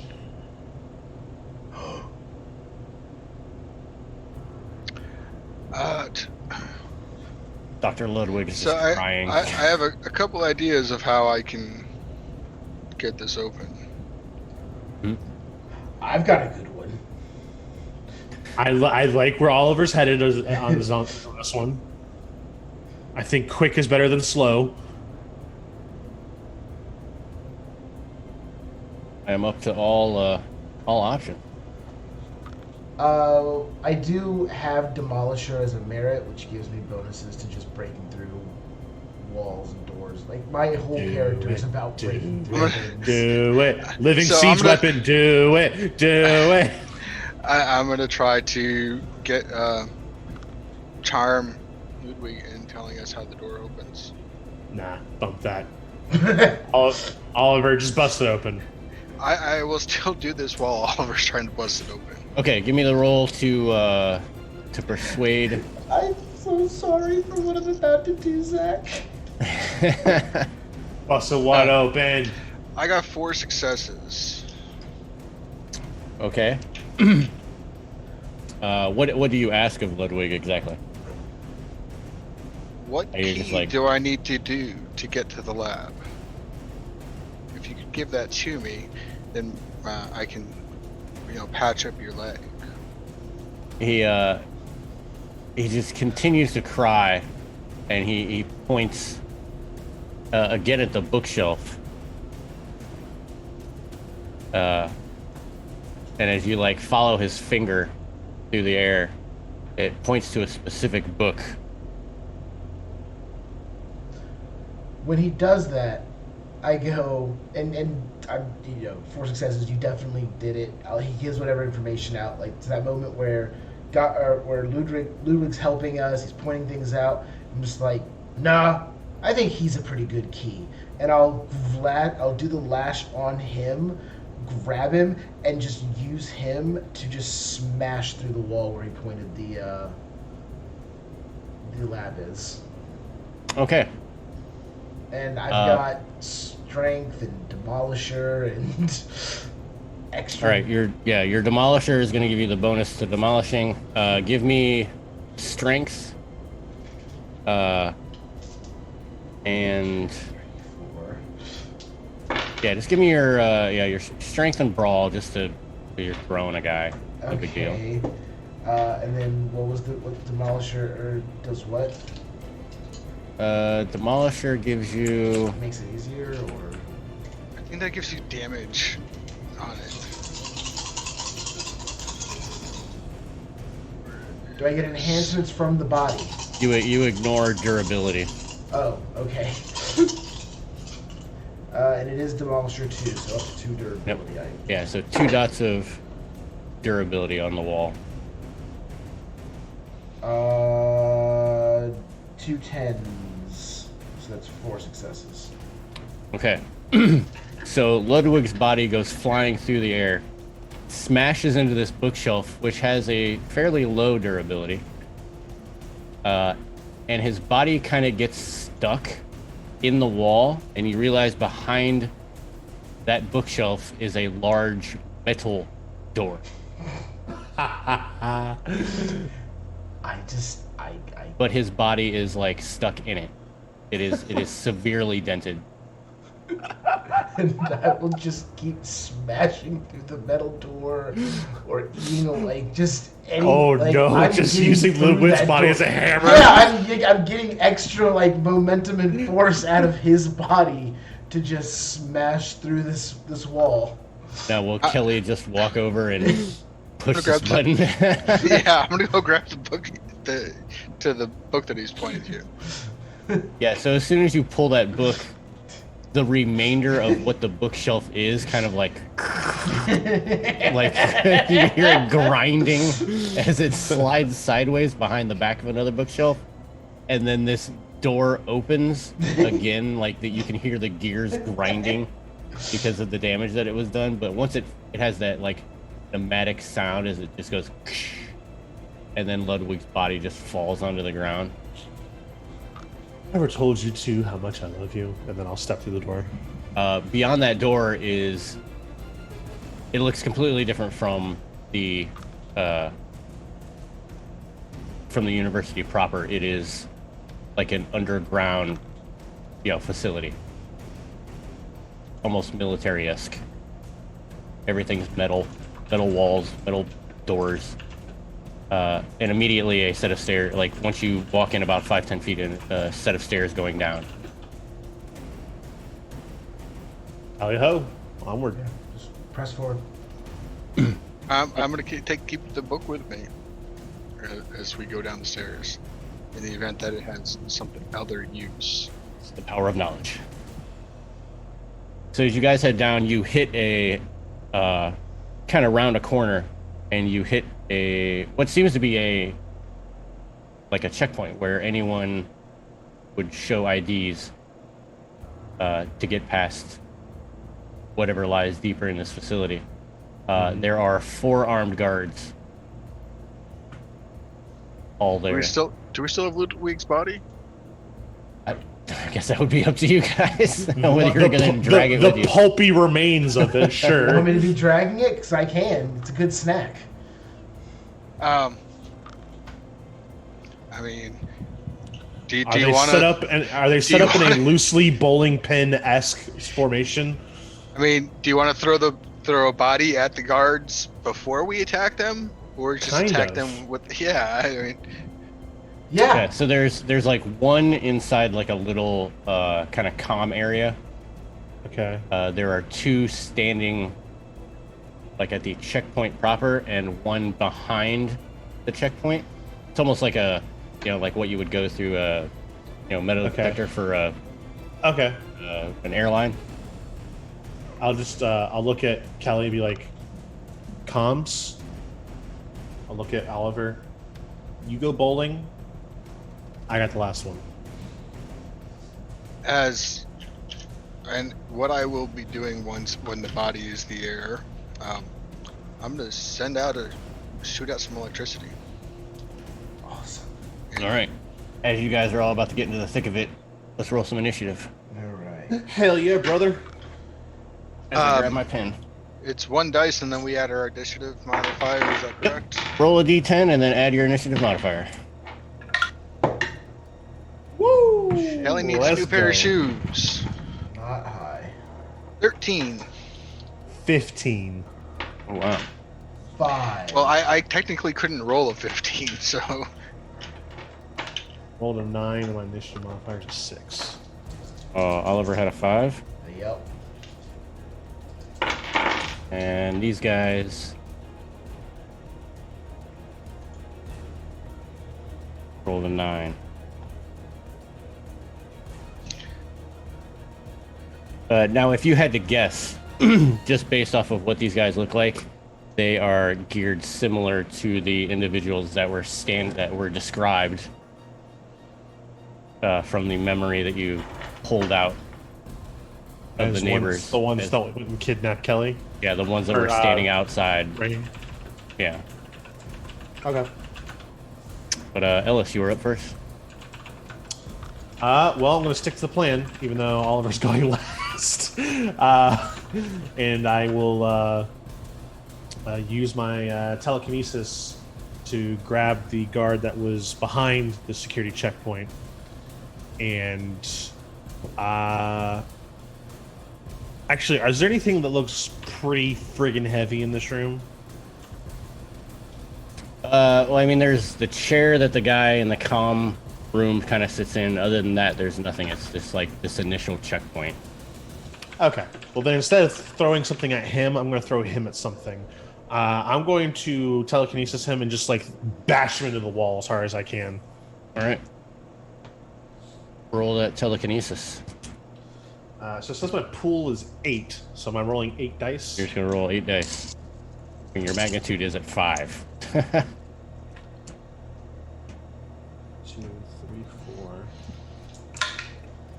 5 successes. That is a critical success. So what are you going to be throwing this guy up against?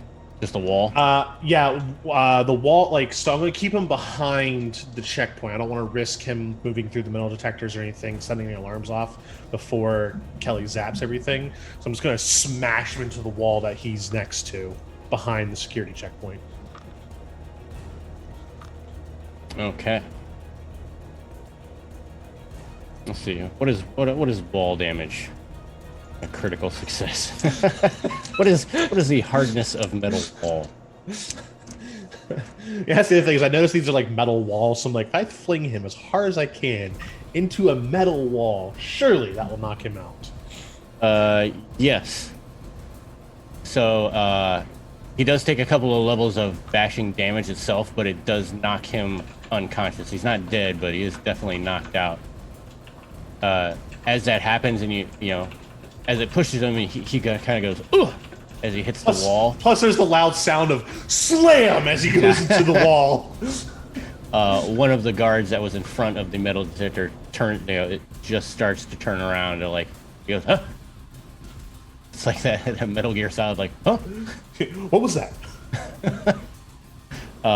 Kelly. I'm electrocuting all these motherfuckers. So. All right, roll that. All of them. All of them. Excuse me.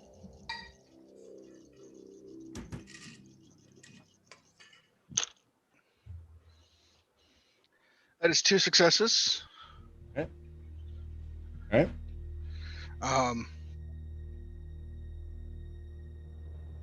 This is directed.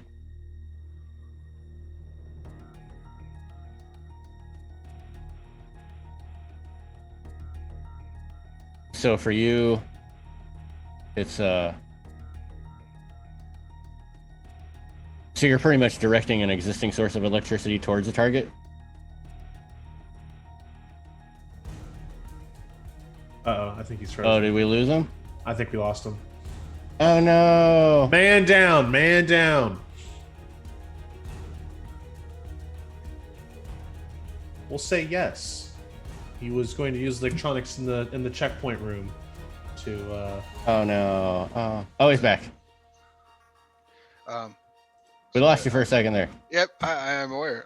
So was that 2 successes? So does that mean I can electrify 2 targets? Or so yeah, your electrokinesis has a number, so you could use it as a shield or an EMP. nope. This is Stormcaller. Oh, Stormcaller. Oh. Oh, okay. So yeah, if you're just pulling down like straight through the ground, this bolt of light. There's electric. There's got to be electricity somewhere in this area. Yeah. That I can draw from.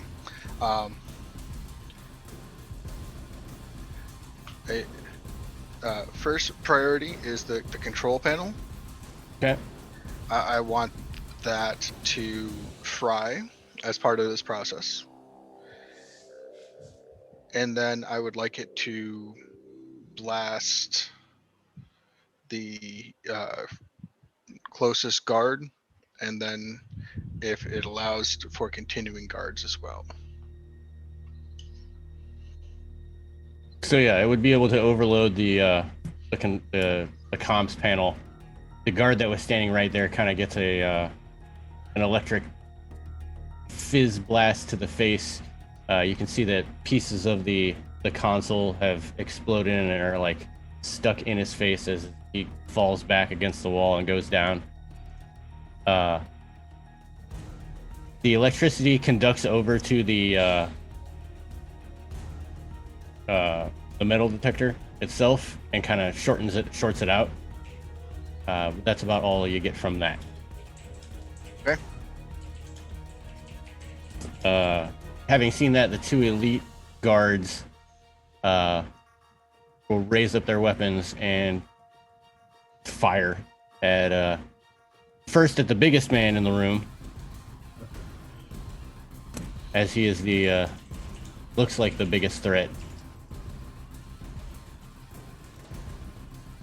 Who could that be? Yes. What's your defense? My defense is 3.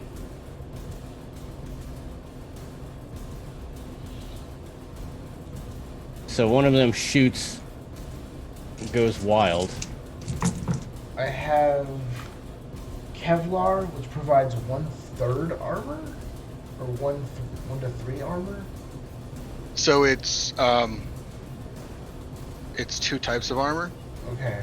So the 1 would be like bashing damage, and the 3 would be bullet damage. Okay. Yeah. That makes sense. Okay. But neither of them hit. They fire wildly. All right. Fair enough. Then it is Oliver's turn. Oliver looks at the one of the ones that shot him and throws Ludwig's body right at them while basically just sprinting them down, trying to close the distance. All right, I want you to make your lash attack. Okay. This is an actual attack though, right? Yes. So you could use. You could either roll your. So like, If you're not actually attacking with your arm, you're attacking with his body. So give me Dex and Brawl. in theory, what your lash was designed to do should be listed as your pool for lash. So my lash would be what my roll would be to attack. Okay, because it's listed out as brawl with a focus in lash. Oh. Yeah, mutants are a little more Yeah. get up in your face punch. So the lash, for the variation, the lash itself can do other things rather than just hit. If you're specifically using the lash itself, like it'll do more things, like the armor piercing, the grapple, and stuff like that. But if you're just looking to chuck this guy, we'll just do Dex and Brawl with lash as a bonus. Well, lash is a bonus. Nice. That bonus really helped me. All right. I got 4 successes, and I rolled 666. Nice. So all of my non-successes were 6s. So I assume that should give me a bonus. Go ahead. Not quite. Okay.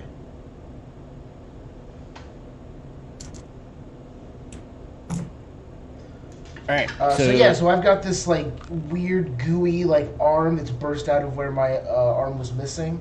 And it's holding on to Dr. Ludwig, who I have eaten half his leg and smashed into a metal wall. So he's just this crunched up, like completely destroyed body, and I just and fling his body down the hall and just into one of the guards.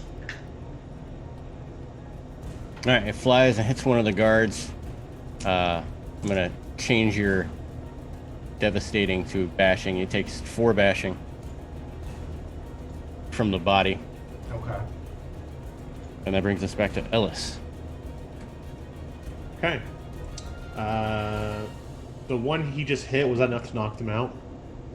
No, Okay. these guys are armored up pretty well. Oh, they're armored up pretty well, you say. Well, the one he did not just throw the body at, the one that's still doing okay, I want to crush the armor they're wearing on the kind of like pop them like a tube of toothpaste. Like a tube of toothpaste. Awesome. Do it.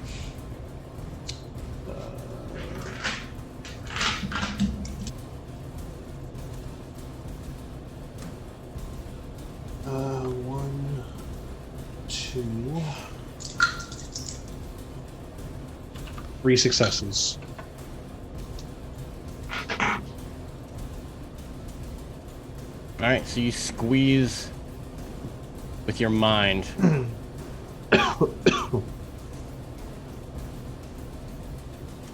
And I will do it the same as the wall. So this is going to be lethal. He takes 5 lethal.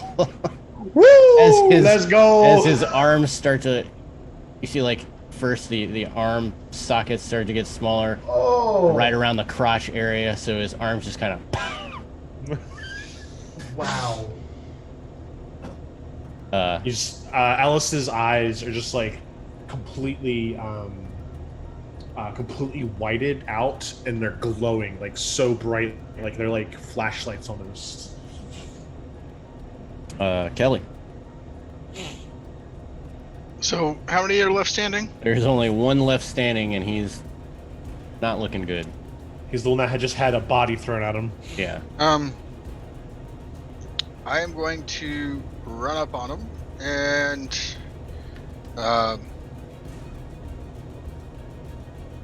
use my lash, which is forceful. On a successful attack, inflicts knockdown tilts and have a weapon modifier of 0 bashing. Alright.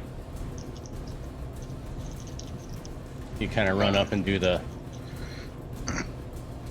electric Hadouken. I mean, it's not even noticeably electric. But I'm using it. Let's see if I can have 1 success. That'll do it. So he is officially knocked down.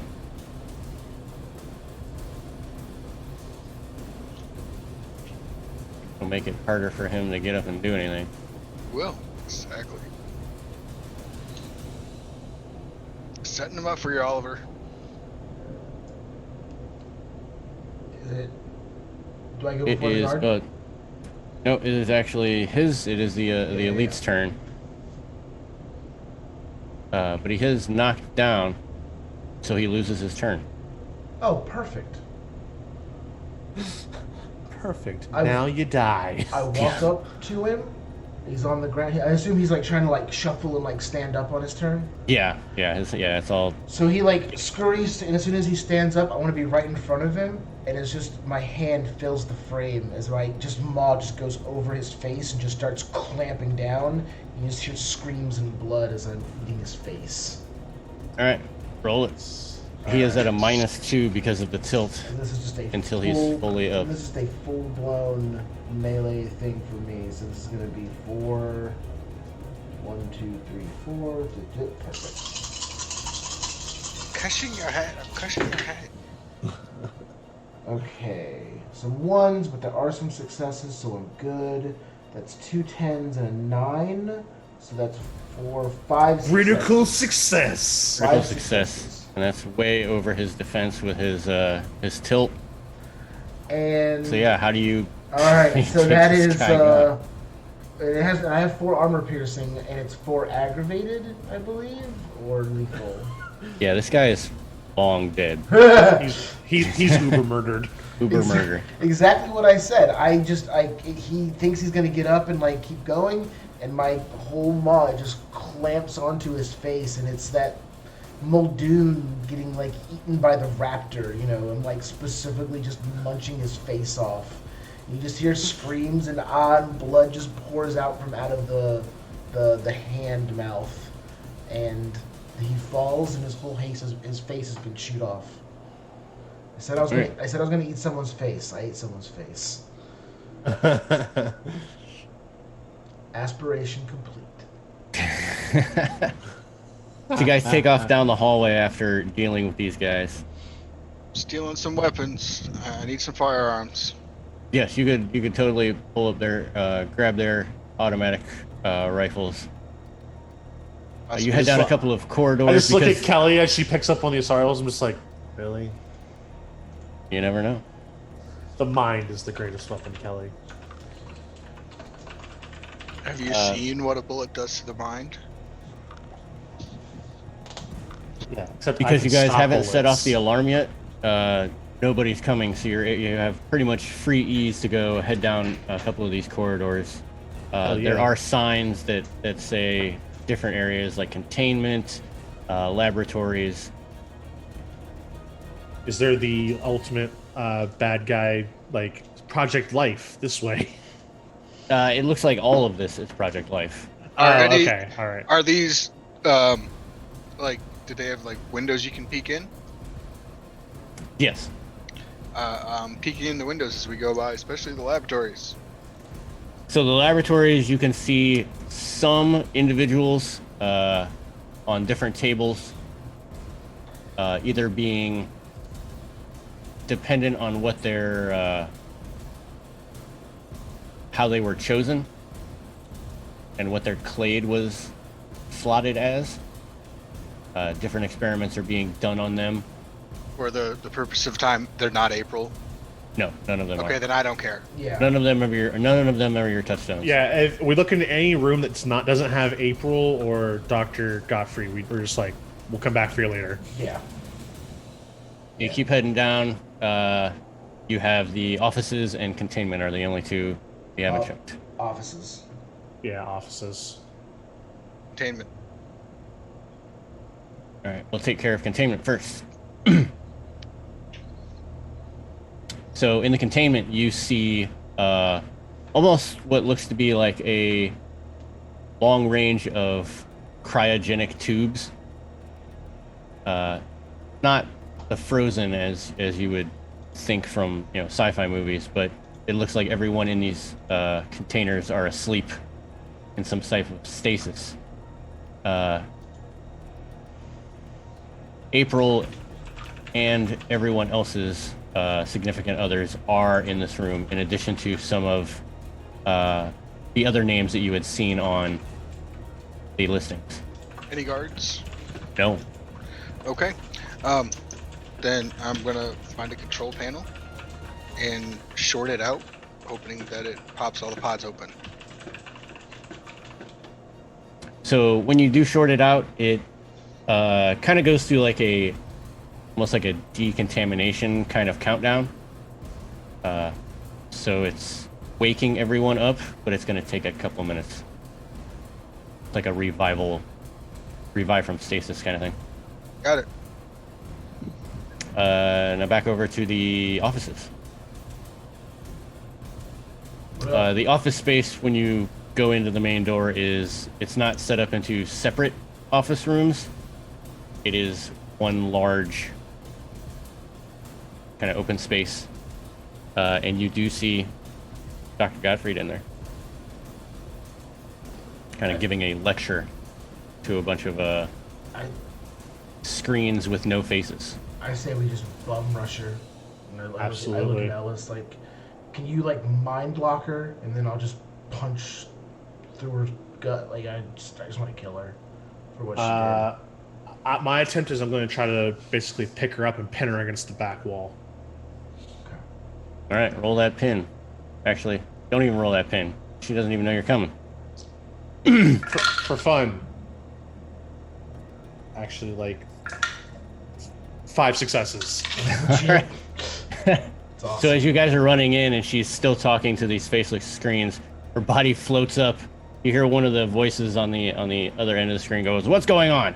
As her body just flies against the screen and it cracks. Just be like, sorry, people. The doctor has a previous engagement. I'm just gonna, flip whatever master switch is controlling the screens.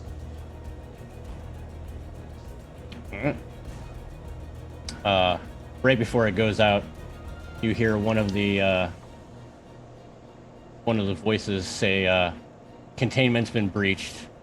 Shut down the facility. Move on to Site 2." File that away for later. Oliver, you look awfully hungry.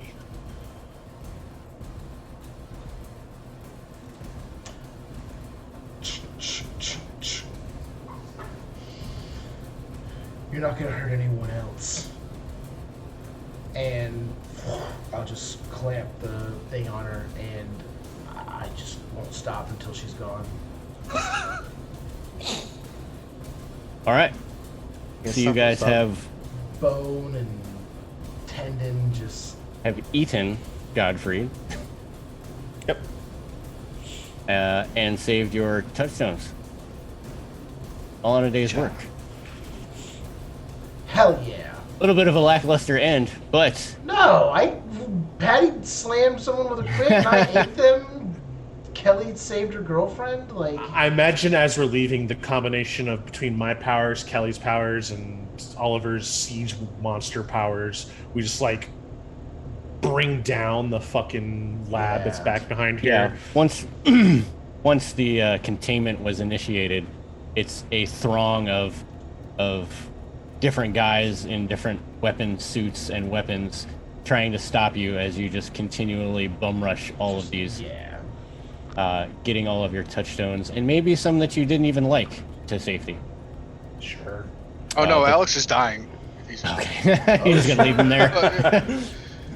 Like, you Oh, need to go back in. No, he's gonna be the shield. He's going to be in front as we march out. So when they shoot him first. there you go.